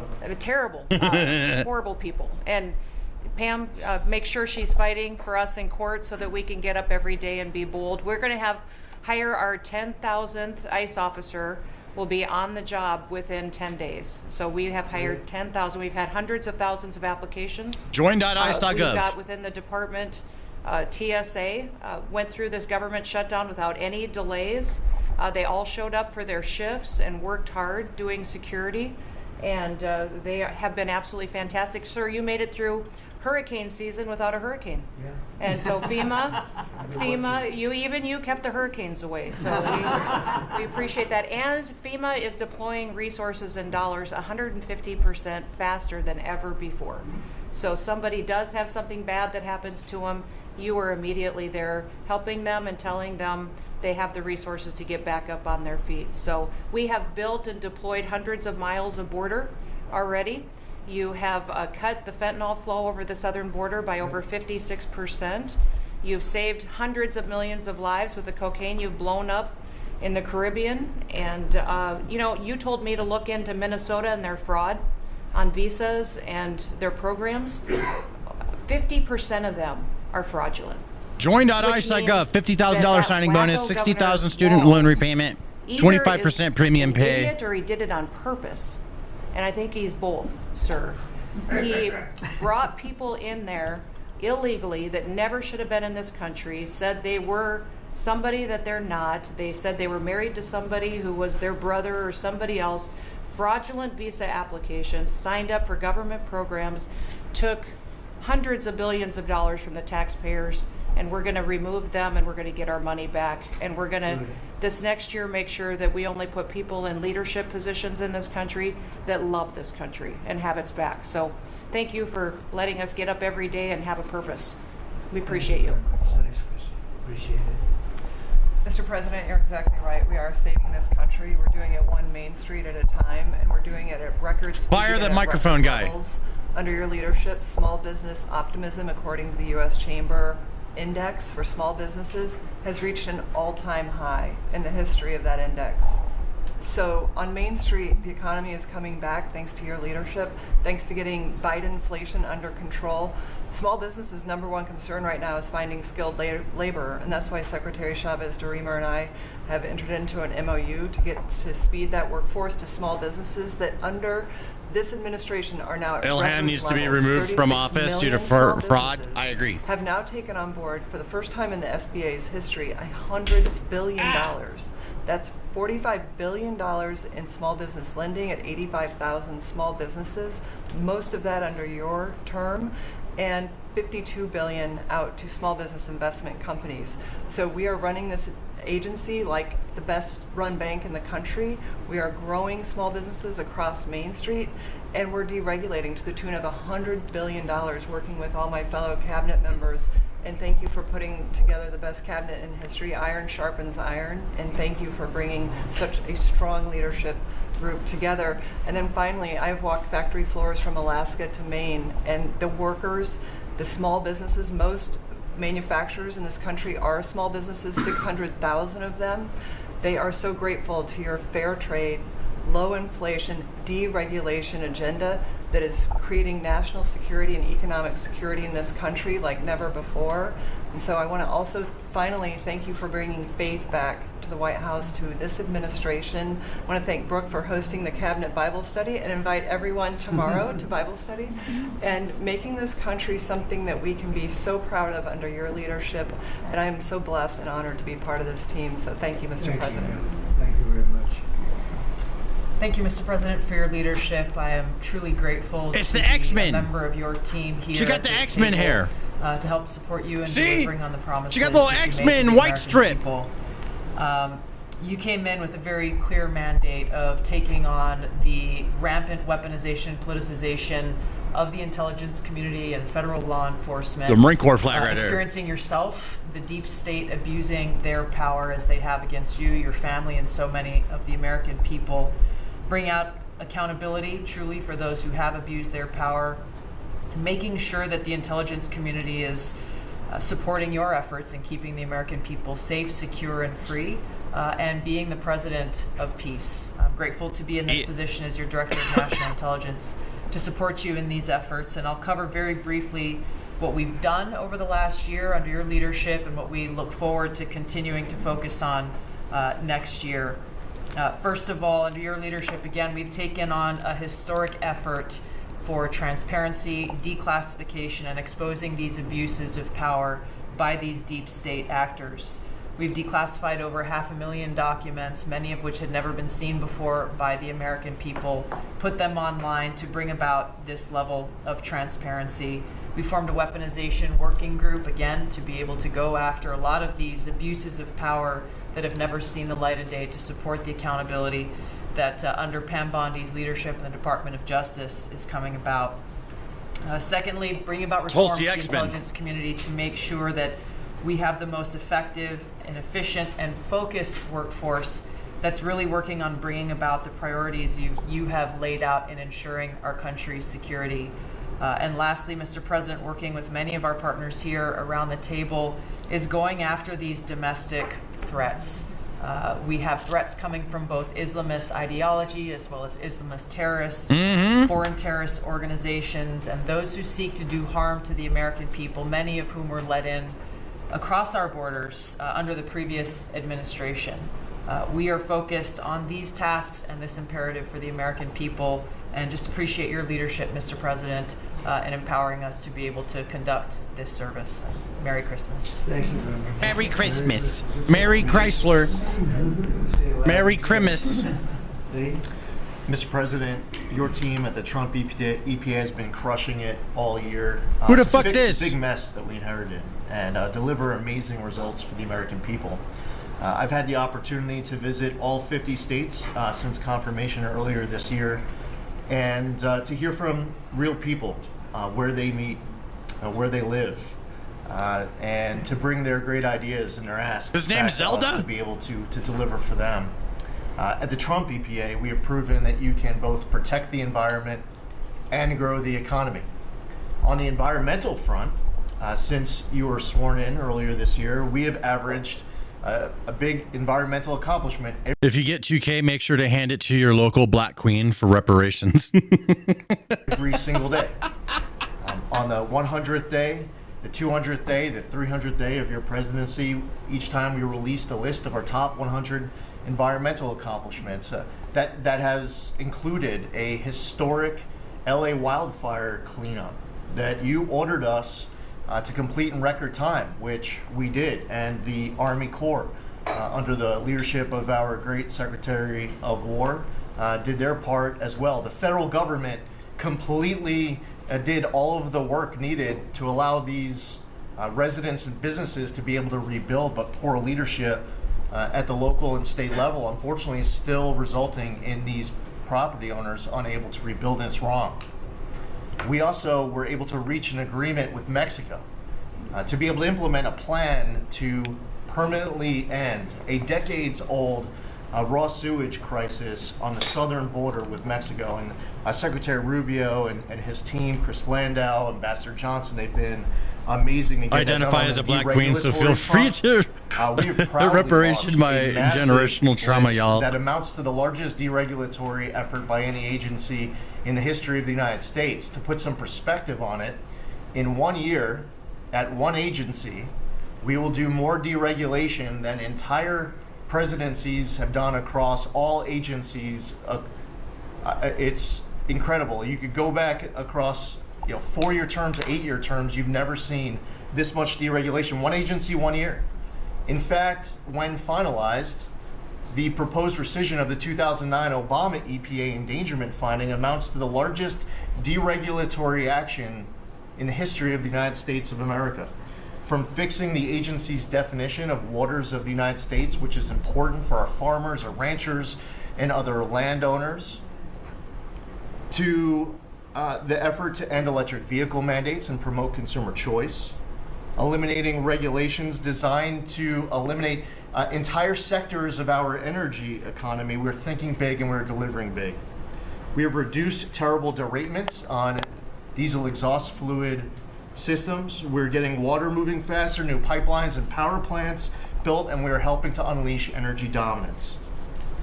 Mr. President, on the operational front, we have significantly reduced the size of the agency workforce, and we are accomplishing more with less. It's all about priorities, and our focus is on fulfilling our statutory obligations, helping to fast-track project approvals that were taking way too long, and closely following the law, as well as key Supreme Court decisions like Loper-Bright to overturn the Chevron doctrine. We inherited massive backlogs that we have been eliminating all year long. We've been implementing your executive order to end COVID-era remote work. We consolidated real estate, canceled expensive media subscriptions, and closed a Biden EPA museum that none of you knew even existed. I'm sure none of you actually visited. Has World War III started yet? Nope, crisis averted. In 2024, the Biden EPA obligated and spent over $60 billion in 1 year. An agency with an operational budget of about $10 billion a year. In their own words, caught on camera, they were tossing gold bars off the Titanic, wasting precious tax dollars to pay off well-connected Obama and Biden officials. And they were doing without any apology or regret. The Biden EPA, in fact, was amending grant agreements just days before you came into office to reduce agency oversight. But this year, 2025, at the Trump EPA, similar theme that you'll hear from everyone around this table. With our actions canceling wasteful grants and implementing other measures just mentioned, we have saved $30 billion. They spent over $60 billion. We have saved over $30 billion. The bottom line, by the way, is that the Green New scam is dead. It's a new day at the EPA where we will protect the environment and grow the economy. We will deliver on the Trump mandate every day. And we will fight with just one constituency front of mind, and that is the American people. Thank you, Mr. President, for being willing to take a bullet for this country. Wrap it up, buddy. And if you were to ask me what I'm grateful I want to hear Linda. Whether it's a Thanksgiving, it's a Christmas, yeah, a Hanukkah, bro, New Zeldin's Year's, boring me too, bro. Any time of year, the fact that this president, after 4 years serving in office, he could have just shut up, left it in the rearview mirror, and went on to really enjoy retirement. I'm gonna skip his ass. The American public. There we go. Yeah, I just skipped his ass, dude. Boring ass Zelda. Mr. President, good morning, everyone. Well, in spite of the fact that your charge to me is to fire myself, we've really been incredibly hard at work making sure that we can return education to the states. And as I sit and listen to all the emergencies that we are addressing in this country, from the economy to our borders to everything that we're doing, I would say, sir, that if we do not fix education in our country with this hard reset that you are expecting, I think the greatest national emergency we could face is our education. Because if we are not going to educate our children, we're going to continue to fall behind the rest of the world. When there are only 30% of 12th graders, 8th graders, and 4th graders that can read at proficiency level. Linda's still married to Vince. She's loyal as hell. Yes. I love that. Our country. And even though he fucked up, she's still with him. When you first were elected president, and you education is stupid. Right after you took office, the first that's a sentence. NAEP scores, which is the nation's report card, came out and showed how far down we were in educational proficiency in our country. And not only the NAEP scores, but the international scores as well showed us about third from the bottom. You told me you were not Vince only McMahon for 2028. you Hell were yeah. angry about this, and that we had to do something to change this in our country. And we took a hard look at it, and you absolutely said the bureaucracy of education in Washington is keeping its thumb on preventing growth, what we should have, because it's best handled at the state level. Letting states put their programs in place, and some states are going to do it a lot better than others. But it's not going to happen from Washington, D.C. And when I hear things like, well, with I agree no with this. disrespect to any other country in the world that have really great programs, Germany, Sweden, Norway, I hear about this all the time. Point of fact is, they're this big. The United States is this big. We can't do it from Washington, D.C. It has to be done at the state level. So what we've been doing, as Lori brought up, Secretary of Labor brought up, we have a great working relationship. We have already signed and implemented one MOU or interagency agreement to handle the WIOA program and the Perkins grants to make sure it works. There's videos of students being asked simple math and they can't figure it out. High schoolers have a 5th grade math proficiency. I've noticed this. People can't even fucking spell. They can't even fucking spell. It drives me nuts. You know, these are programs, pilot programs that we're putting out there. 66 plus 64, was it 100? If going to work, we will be able to permanently transfer these programs to other agencies. They're working like a charm. We've taken some of our best people in education. It still operates under the budget of the Department of Education and under the management of the Department of Education, but working with Lori's personnel. And when I hear pushback on that to say, well, how can this possibly work to take education and put it in labor? Let's be efficient. One example, in order to draw down on a lot of the grants that they are helping us with, we're using their grant system. Did you just do a 6-7 joke? The Education is like held together with bubble gum and rubber bands, and it did not interact. What's this old man with saying? any other agency. Just talking about now, Department of we have Education. this really smooth operation already in labor. So that has prompted us to sign also other interagency agreements, 2 more with labor, 1 with HHS, 1 with the Department of State, and we'll be moving other programs, but these are proof of concept. Let's make sure they're working and working smoothly before we ask Congress to codify these permanent moves.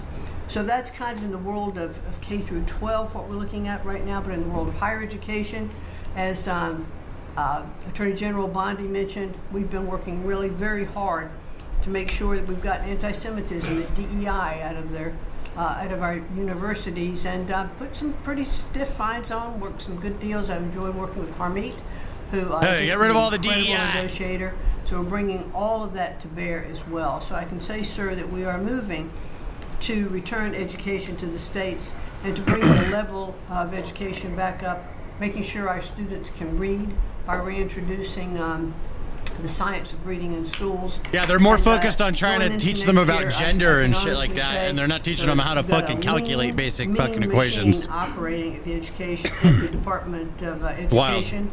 It's only half the workforce of when we started, and we're more efficient, and I think we're going to see better results as we move into next year. So thank you for this incredible opportunity.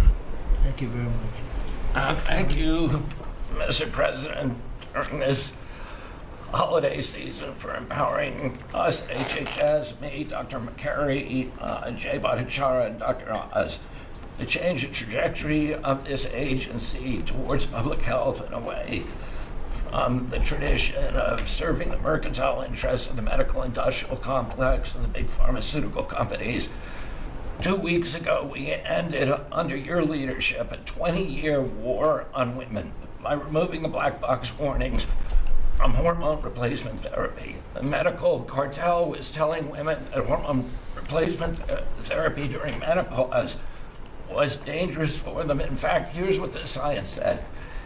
It diminishes the risk of fatal heart attacks by 25%, cardiac disease by 50%, Alzheimer's by 35%, bone fractures by 50 to 60%.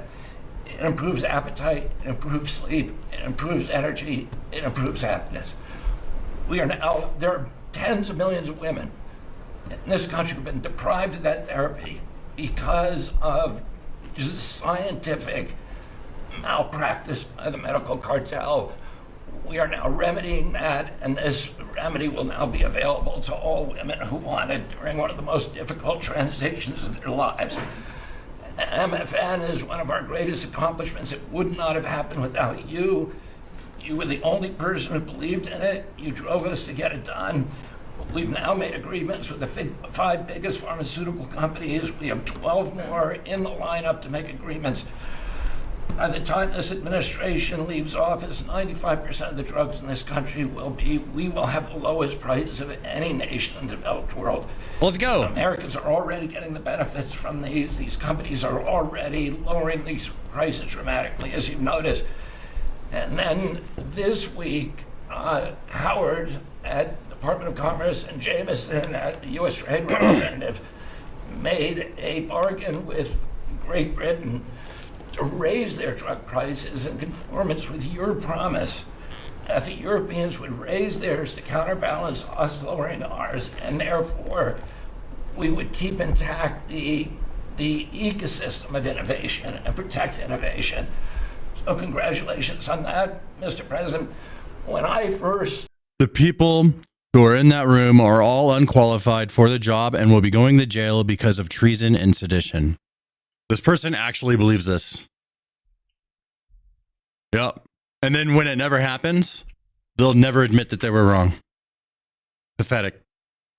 When you first asked me to take this job, one of the first contacts we made was with a leading economics professor, health economics professor at Harvard.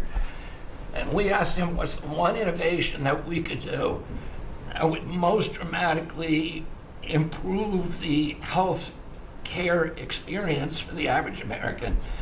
And he said there's no contest, it's to get rid of prior authorization. Thanks to your leadership, we were able to convene the largest insurance companies in this country and do something that every administration, every Congress has promised for the past 30 years.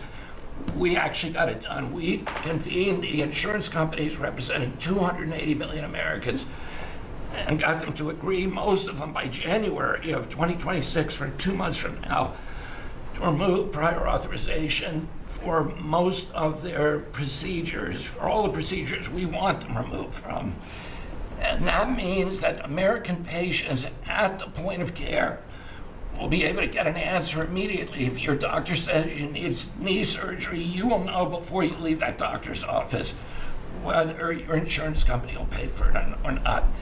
Similarly, healthcare records, the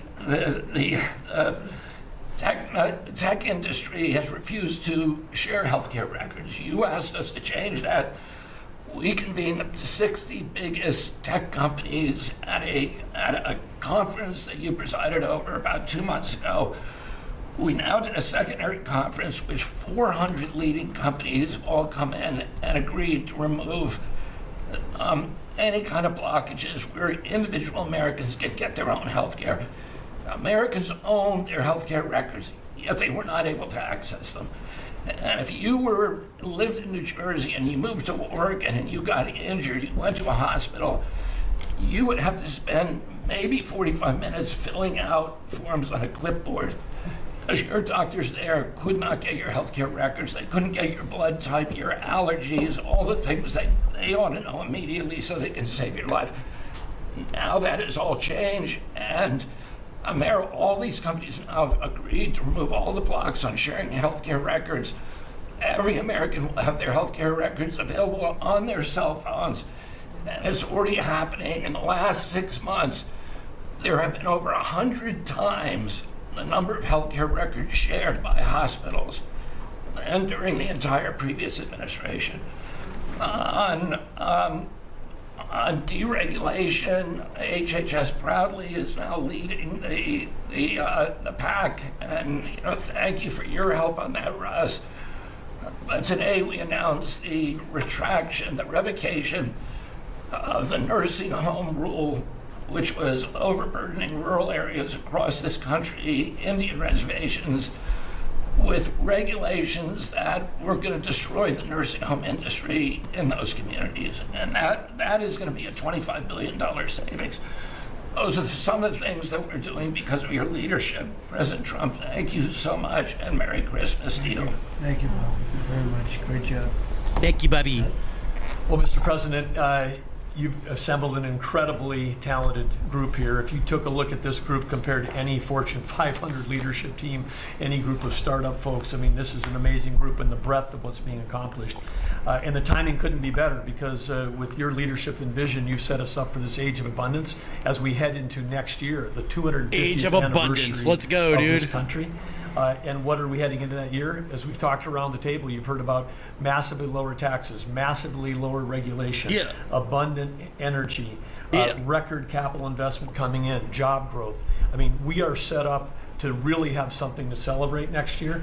And I just, again, want to say thank you to everybody around the table. You gave us one big assignment in Interior. Of course, Interior, the largest balance sheet in the world.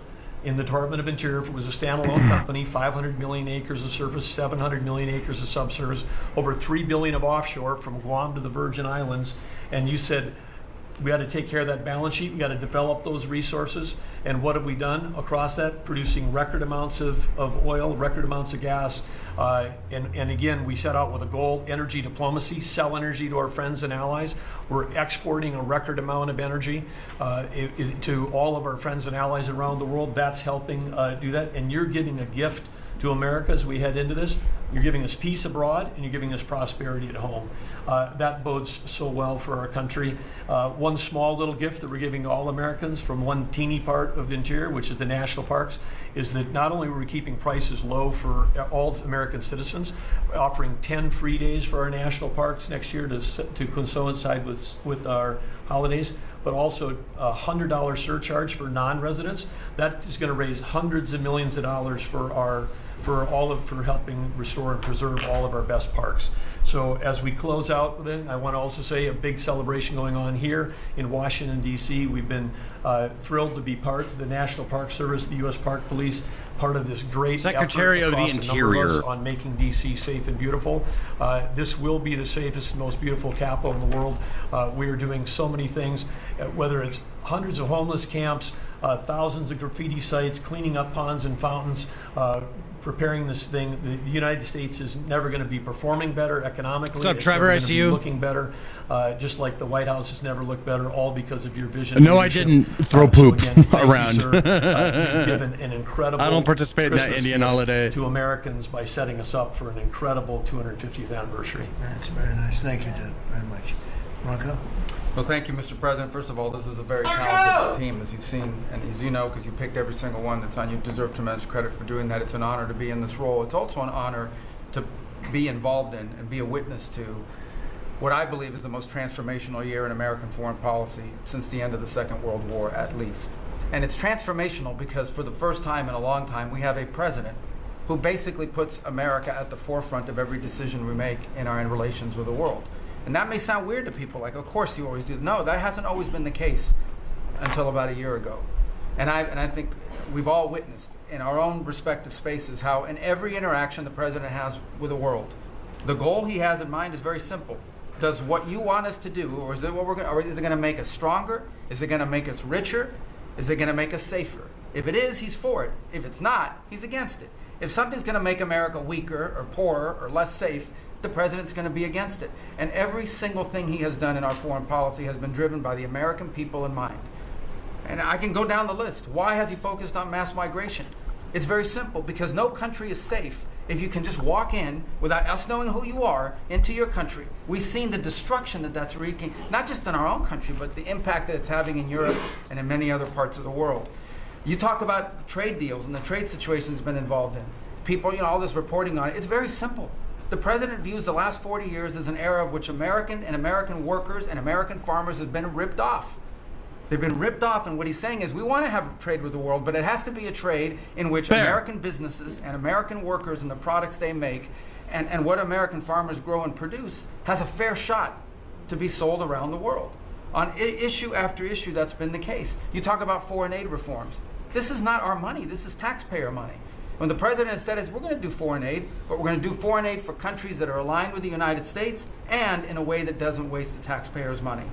And Mr. President, you deserve tremendous credit for that. Many of us, the Vice President, by the way, I want to acknowledge, has played an extraordinary role in our foreign policy, and he too has been a witness to all of this as it's been occurring, and he's been a big part of it as well. You talk about NATO. The president's not against NATO. He went to NATO and basically said, look, you guys, we're paying all the money, and he got them to do the 5% commitment, which everybody said was never going to happen. It was impossible. Except Everything Spain, right? They're not paying? I forgot is what driven country's not by paying. The American people. Whether you don't have to agree with the Hey, actual move. King but Baked, thanks for understand the following on motivation. Twitch. The motivation is always you, the American people, and what's good for you, for your family, for the country, and for our economy. But the president is also committed to peace in a way that all of us have seen. He achieved in Gaza, and he does it, by the way, not just because he hates war and he thinks wars are a waste of money and lives, but because he's the only leader in the world that can. No He other just sees leader it in the like, world it's could have pulled off what happened expensive. in Gaza. And I can tell you, I can't get into the details. The vice president knows what I'm talking about. That deal doesn't happen without the president's direct interaction with the leaders that were involved in this decision making. And everyone said that deal couldn't hold. And then the president shepherded through the United Nations of all places to get a global coalition of countries to line up. You're welcome, behind man. the I've been peace seeing deal, your behind Facebook the posts for a border long peace. time. Love you, bro. And Thank it's you still very out much. Every day is a challenge. but it's been driven personally. Someone by from the president. Facebook It's world, the let's reason why go. We're involved in this whole Ukraine-Russia conflict. That's not our war. It's not the president's war. This war started. It never would have happened if you've been president. But this war is going on, and the president is trying to end it, not because, listen, we got a million things to focus on in the world as a country, but he's the only leader in the world that can help end it. And that's why even as we speak to you now, Steve Witkoff is in Moscow trying to find a way to end this war, to save lives of 9,000 people, Mr. President, as you well know, are dying every week. More people are dying a week in that war than have died in the entirety of the U.S.'s involvement in Afghanistan or Iraq. Just think about that, how bloody and destructive it is. The president's taken on this issue of Sudan personally, not send out deputies to do it. Again, far away from the United States, because he's the only leader in the world that can bring it about to an end, not to mention all the other peace deals, very dangerous ones like India and Pakistan, or Cambodia and Thailand. And so on all these things, Mr. President, I think you deserve tremendous credit for the transformational aspect of our foreign policy. For the first time in probably 4 decades, Trump the American is foreign policy he's a little is driven sleepy. by what is good for America and Americans. Whether it makes it safer and stronger and more prosperous. If it is, he's for it. If it doesn't, he's against it. And that sort of clarity Needs a is nap. transformational. I close with this, and I know I'm last, so I wanted to be fast, but there was a lot to cover. I do want to say this is the most wonderful and magical time of the year. By that, of course, I'm referring to the college football playoffs. And I just want to say this as a point of personal privilege. And I'm a Florida Gator, but if the University of Miami gets screwed out of the college football playoffs after going 10-2 and beating Notre Dame, the whole thing should be scrapped, and you're going to have to take over it next year. Well, thank you all very much. It was terrific. I hope it wasn't too long, but it was very concise, and we've done a lot. This group has done a lot. Amazing. Everybody at this table has done a He went into fantastic PC sleep job. mode. Yeah, he's Thank a little you for sleepy. doing a great job. As our Been chief working of hard, you know. First female chief of staff in the history of our country, which is pretty amazing when you think of it, right? And she's the best. Thank you very much. Great job. Please clap. So after that, do you want to ask any questions?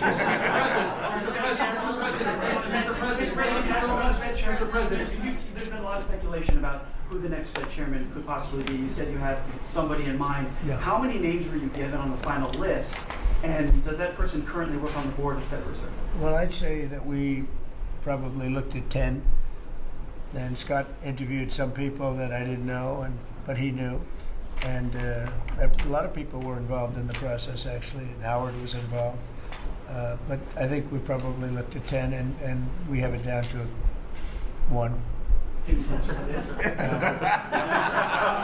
I want to ask you about Elon Musk, if I could. You talked about Elon Musk. You had him at dinner here in the White House. Is he now back in your circle of friends?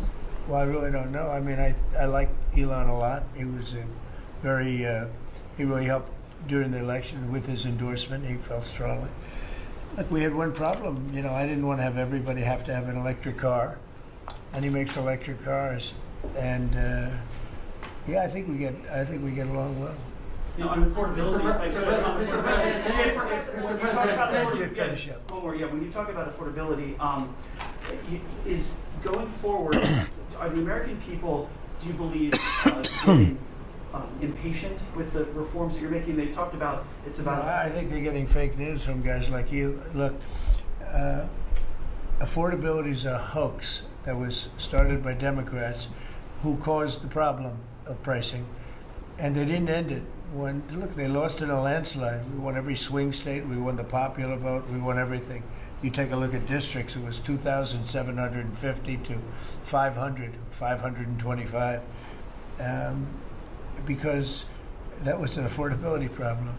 We brought it down. Look at energy. Look at the gasoline price. That's like the simplest, and it's the biggest, because if energy comes down, everything comes down. That's the way it works.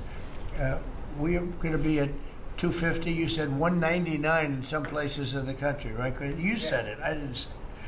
And they won't check you. They'll check me. So, you know, I like to use your number. 199. Who installed the power saving option in Trump software? It's like a laptop coming out of hibernation mode. So, no, we're bringing the prices down, way down. Beef is coming down now. We've done certain magic, and beef is coming down.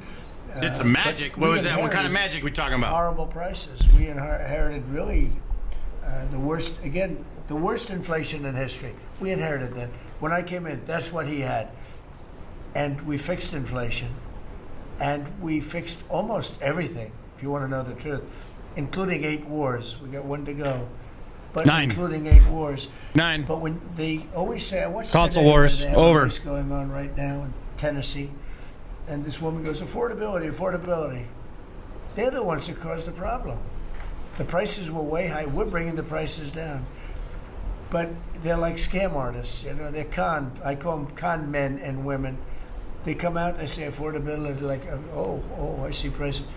We're going to get prices down still further. But we brought them down from the prices they cost. The reason that they had the highest inflation in the history of our country is because they had the highest prices. But we brought them down, and now we have normal inflation. Yeah, please. Mr. President, thank you so much for taking questions. Thank you. Sure. Cabinet. I wanted to clarify something that you had said on Sunday regarding the boat strikes near Venezuela. You had said that you didn't know if the second strike on that one boat had happened, but you wouldn't have wanted it. Now that your administration has acknowledged that it happened, you support that second strike. And Mr. Secretary, I wanted to clarify something you had said in an interview back in September, I believe on Fox News. You said that you would watch that strike live on television. In real time, did you know that there were survivors after the initial strike? Well, look, all I know is this. Every boat that you see get blown up, we save 25,000 on average lives, 25,000 lives. They've been sending enough of this horrible fentanyl and other things like cocaine and other things, but fentanyl right now is the leader of the pack, to kill our entire nation. Because a little speck on the head of a pin can kill somebody. It's very dangerous stuff. I know so many people where their sons were drug addicts. They had one little sample, and they died. They died. They couldn't believe it. As far as the attack is concerned, I still haven't gotten a lot of information because I rely on Pete. But to me, it was an attack. It wasn't 1 strike, 2 strikes, 3 strikes. Somebody asked me a question about the second strike. I didn't know about the second strike. I didn't know anything about people. I wasn't involved in it. I knew they took out a boat. But I would say this, they had a strike. I hear the gentleman that was in charge of that is extraordinary. He's an extraordinary person. I'll let Pete speak about him. But Pete was satisfied. Pete didn't know about second attack having to do with 2 people. I guess Pete would have to speak to it. I can say this, I want those boats taken out. And if we have to, we'll attack on land also, Pittsburgh? just like we attack on sea. And there's very little coming in by sea. I think I was we've just knocked there. out over 90% of it. There's very little, and I understand that. There's very little. We're saving hundreds of thousands of lives with those pinpoint attacks. It's an amazing thing when you see a boat going along. And, a lot of the press would like to say they're not. You see the boat. They're not maybe drugs. You see these boats. First of all, who has 5 engines on the back of a boat going in weird directions and loaded up with lots of white containers? They're bags of things. No, they've done an amazing job. And Pete has done an amazing job. But Pete, you could probably better answer the question. No, you're spot on, sir. I think you got to start with the baseline, which Marco laid out, everybody's laid out. You got 20 million people invading our country over 4 years. We don't know where they're coming from. That includes Tren de Aragua and cartels and violent criminals. They bring drugs, and you mentioned it, Mr. President, poisoning, an intentional poisoning of the American people, killing hundreds of thousands of Americans. So the president had the courage to designate these cartels as designated terrorist organizations. Now, a number of us here served in the military and spent 20 years fighting terrorists like Al-Qaeda and ISIS on the other side of the world. How do you treat Al-Qaeda and ISIS? Do you arrest them and treat them, pat them on the head and say, don't do that again? Or do you end the problem directly by taking a lethal, kinetic approach? And that's the way President Trump has authorized the War Department to look at these cartels. And I wish everybody could be in the room watching our professionals like Mitch Bradley, Admiral Mitch Bradley, and others at JSOC and SOCOM and other commanders. The deliberative process, the detail, the rigorous, the intel, the legal, the evidence-based way that we're able to, with sources and methods that we can't reveal here, that make sure that every one of those drug boats is tied to a designated terrorist organization. We know who's on it, what they're doing, what they're carrying. All these white bales are not Christmas gifts from Santa. This is drugs running on motor fast boats or submarines that we've also struck. No one's fishing on a submarine. And I have empowered them to make that call. Now, the first couple of strikes, as any leader would want, you want to own that responsibility. So I said, I'm going to be the one to make the call after getting all the information and make sure it's the right strike. That was September 2nd.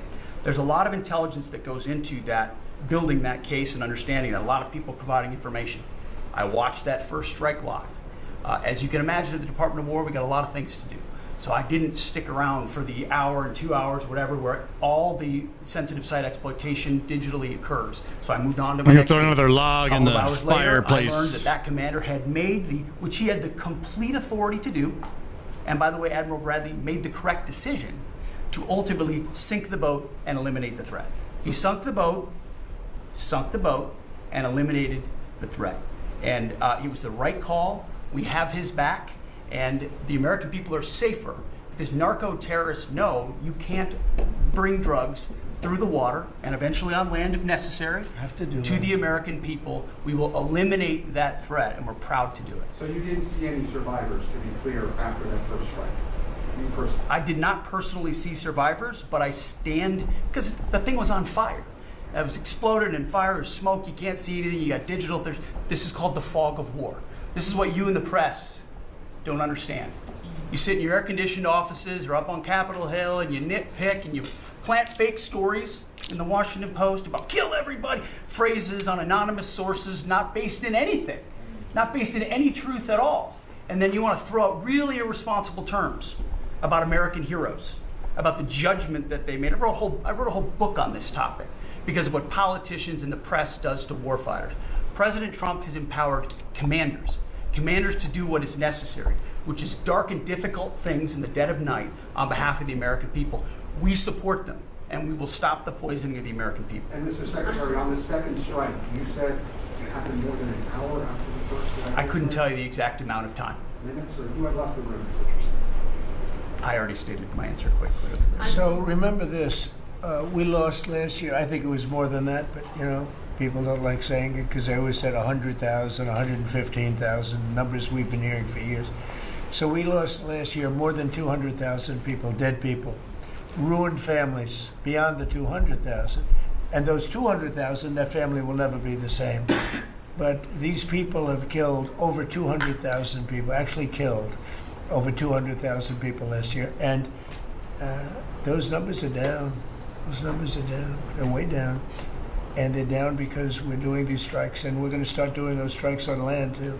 The land is much easier. It's much easier. And we know the routes they take. We know everything about them. We know where they live. We know where the bad ones live. And we're going to start that very soon too. Mr. President, thank you so much, Mr. President. And you know what? He's saying it. We're going to strike Venezuela on land. That's wild. Start that. We're going to drive those numbers down so low. And then you're going to have families be able to live without the fear of their son or daughter just having a pill to have a little fun and ending up dying within a period of 60 seconds, right? No, we're not going to let that happen. We're not going to let it continue to happen. What Biden did to this country by allowing all these people, and I call them animals in many cases, I think they're animals, to come into our country and destroy our country and let all those drugs pour in, let people just walk across the border like it was nothing. You Wild. Look at them, a lot of them, you say, oh, let's not discriminate. I'm not talking about color. I'm just talking about you look into the eyes of some of these people. We're smart. And you see a killer. Come on in. Just come on in. 11,888 murderers. Many of them committed more than one murder. He allowed them into our country, totally unvetted, totally unchecked. But he also allowed drugs to come in at record numbers. And hundreds of thousands of people a year died. And we're taking those son of a bitches out, Oh, shit. What's up, sub guy? This is the most transparent administration I've ever seen. I'm impressed by these people. I'll tell you, how strong are you? You've been holding that for 2 hours. There are very few physically. There are very few people who could do it. I'm very proud of you. I have no idea who you are, but you're strong. Thank you, Mr. President. Mr. President, last week, militia groups in Iraq attacked the Christian region's gas field, the largest gas field, which even the U.S. companies invested in the energy sector in the Christian region. And the Kurdistan Prime Minister requested the United States to provide them some sorts of means and defense systems in defending their civilian infrastructure and U.S. investment in the Kurdistan region. Are you willing to providing them this Back support? scratcher on standby, bro. Gotta have one. The United States is going to Just made my back itchy again. Made me think about it. Louder. Yeah, of course. Is that possible? You're the most gentle, beautiful voice. Gentle person. Go ahead. Just take fewer words and louder. Yeah, sure. I'll repeat my first question. Old Irish 2 is now 24 gigs. Hell yeah, dude. Awesome update. One of the largest gas fields in the Kurdistan region of Iraq, which even the U.S. companies have invested in these gas fields. Yeah. And then, are you from Iraq? I'm from Kurdistan, Iraqi Kurdistan. Okay. Yeah. I'm working for Huda Media Network. Love from outside the U.S. Please stay based and conservative. What's up, Ursula? Providing them some sort of defense system to defending these gas fields and use investment in the Kurdistan region. Are you willing to helping them? Well, we're going to look at it. I heard about it, and I'm hearing about it more now, frankly. It wasn't at the top of my list. It's a very unusual question, I think, but I assumed you're from the area, and to you it's a very important question, and to me it is also, because people are being killed. I will say this, Iraq has been much different in terms of us than they were prior to us taking out the nuclear capability of Iran. You know, Iran has gone down many, many steps in terms of its fear factor. They were the bully of the Middle East, and they're really not the bully of the Middle East anymore. And Iraq was being bullied by Iran. You know, we had a president that thought it was brilliant to blow them up, and they blew them up, and all of a sudden, instead of having a power that was basically equal to Iran, they had Iran ruling the Middle East for a long period of time. But Iraq, from the day we hit them with those B-2 bombers and knocked out and obliterated, because CNN said, well, maybe it wasn't total obliteration. Well, it turned out it was totally obliteration. It was every single one of those missiles hit its target. It was actually amazing, but it was wiped out, totally wiped out. I will tell you, Iraq has been a much friendlier place. They talk to us. The Prime Minister actually nominated me along with about 78 other countries for the Nobel Prize. I'm the only one that was nominated by almost 100 countries that didn't get it. But that's okay. But I saved a lot of lives. But Iraq nominated us for the Nobel Prize, and that was a great honor. You know, we didn't expect that from Iraq. Iraq has been a much different place since the taking out of Iran the nuclear capability. Interesting. Yeah. Let's get to another question. Here we go. This guy's a beauty. Go ahead. Dude, doom scrolling and landed here. Good. You just seen my short? Which one? No, because I've been spending No income tax would help so much. That'd be rad, right? A lot of time in here. We wanted to do this very. What do you call 10 women in a car dealership? What? This has to be the most transparent administration in history. You know, we spent a lot of time answering your questions and giving you a lot of good, good results. I mean, I think everybody here gave you good results. But no, I don't. I will have after I leave here. But do you hope for a breakthrough, or is it not quite at that stage? I don't know. Look, I don't know. All I can tell you is that we're trying very hard to save 25 to 30,000 people, mostly men, mostly soldiers, every month. 25,000 to 30,000 soldiers. It's impossible. That's half a stadium. Take a big football stadium. Take half of those people in a stadium, and they're wiped out. They're killed every month. It's crazy. That war is crazy. And it would have never happened with me. And it Take a shot. It didn't happen for 4 Take a shot. You just mentioned potential land strikes. Can you elaborate anything on that? Are you talking Yeah, about I'll elaborate. If they come in through a certain country or any country, or if we think they're building mills. How long do we wait for that joke's punchline? Or cocaine. Forever, I guess. Yeah, what the fuck? Colombia, the country Big Tito, give us the fucking punchline. Cocaine. They have cocaine manufacturing plants, okay? And then they sell us their cocaine. We appreciate that very much. But, yeah. Wait, what? Anybody that's doing I think that you just and selling misspoke. it into our country is subject to attack. So not necessarily just Venezuela.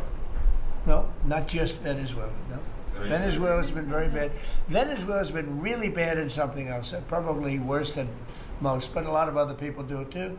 They would send murderers into our country. They would empty their jails into our country. Let's get their They oil. sent people into our country that we don't want. They sent their drug dealers and their drug people into our country. They sent people from their mental institutions into our country. And The we're La getting them Cocoina. out. That was bad. That was real bad. And they also sent drugs. Yeah. I'm Tim Walz, Mr. President. Do you think he should resign over the fraud scandal in his state? That who should? Tim Walz, over the fraud scandal in his state. Look, I think the man's a grossly incompetent man. I thought that from the day I watched JD destroy him in a debate. I was saying, who was more incompetent, that man or my man? I had a man and he had a man. They were both incompetent, and I had a man and a woman. I thought she was very incompetent too, but now she's leading the field, and I think she's leading the field for the nomination. Anyway, look, that's up to them. That's up to the Democrats. You know, the problem with them is they have really bad policy. And I'm not going to say what it is because I don't want them to change it necessarily because I want to run against it, whether it's not going to be me, it's going to be somebody that's going to probably sitting at this table. Could be a couple of people sitting at this table. Could be a couple of people running together sitting at this table, you know. But I want them to win because we've done a great job for this country, and I want that to be carried forward. Wait, no third term? What the fuck? You know, I think we have a tremendous bench, really a tremendous bench. But no, I think that Walz is a grossly incompetent man. There's something wrong with him. Okay, there's something wrong with him. And when you look at what he's done with Somalia, which is barely a country, you know, they have no anything. They just run around killing each other. There's no structure. And when I see somebody like Ilhan Omar, who I don't know at all, but I always watch her for years. I've watched her complain about our Constitution, how she's being treated badly. Our Constitution, the United States of America, is a bad place. Hates everybody, hates Jewish people, hates everybody. And I think she's an incompetent person. She's a real terrible person. But when I watch what is happening in Minnesota, the land of 1,000 lakes, or however many lakes they have, they got a lot of lakes, but this beautiful place, and I see these people ripping it off, and now I'm understanding, and you're going to look at that, Scott, I hear they ripped off Somalians, ripped off that state for billions of dollars, billions. Investigate every it. year, billions of dollars, and they contribute nothing. The welfare is like 88%. They contribute nothing. I don't want them in our country, I'll be honest with you, okay? Somebody would say, oh, that's not politically correct. I don't care. I don't want them in our country. Their country's no good for a reason. Their country stinks. Facts, bro. And we Facts. don't want them in our country. I could say that about other countries, too. I can say it about other countries, too. We don't want them to hell. We have to rebuild our country. You know, our country's at a tipping point. We could go bad. We're at a tipping point. I don't know if people mind me saying that, but I'm saying it. We could go one way or the other, and we're going to go the wrong way if we keep taking in garbage into our country. Facts. Ilhan Omar is garbage. She's garbage. Yeah, Her she friends is. are garbage. Yeah, they are. These aren't people that work. These aren't people that say, let's go, come on, let's make this place great. Nope. These are people that do nothing but complain. Love the decorations. Thank They you. complain. And from where they came from, they got nothing. You know, they came from paradise, and they said, this isn't paradise. But when they come from hell, and they complain, and do nothing but bitch, we don't want them in our country. I love it, Let them dude. go back to where they came from and fix it. Okay. Thank you very much, everybody. Time to go. Thank you very much. Holy shit, dude. He just ends it with that. That's crazy. Get the fuck out. All right. It's dinner time for me, boys and girls. I gotta get the fuck out of here. I wanted to finish that because that was epic. That was the last one of the year. I wanted to finish it. But I am hungry. I need to eat some food. That's what I need. I need some food in my fat belly. ASAP. So that's what I'm gonna go do. Are we eating some? No, dude, we're not eating some. No. No. No. I'm getting the fuck out of here. I'll see you guys tomorrow. Much love. Thanks for hanging out. Appreciate you. Be good. And Merry Christmas.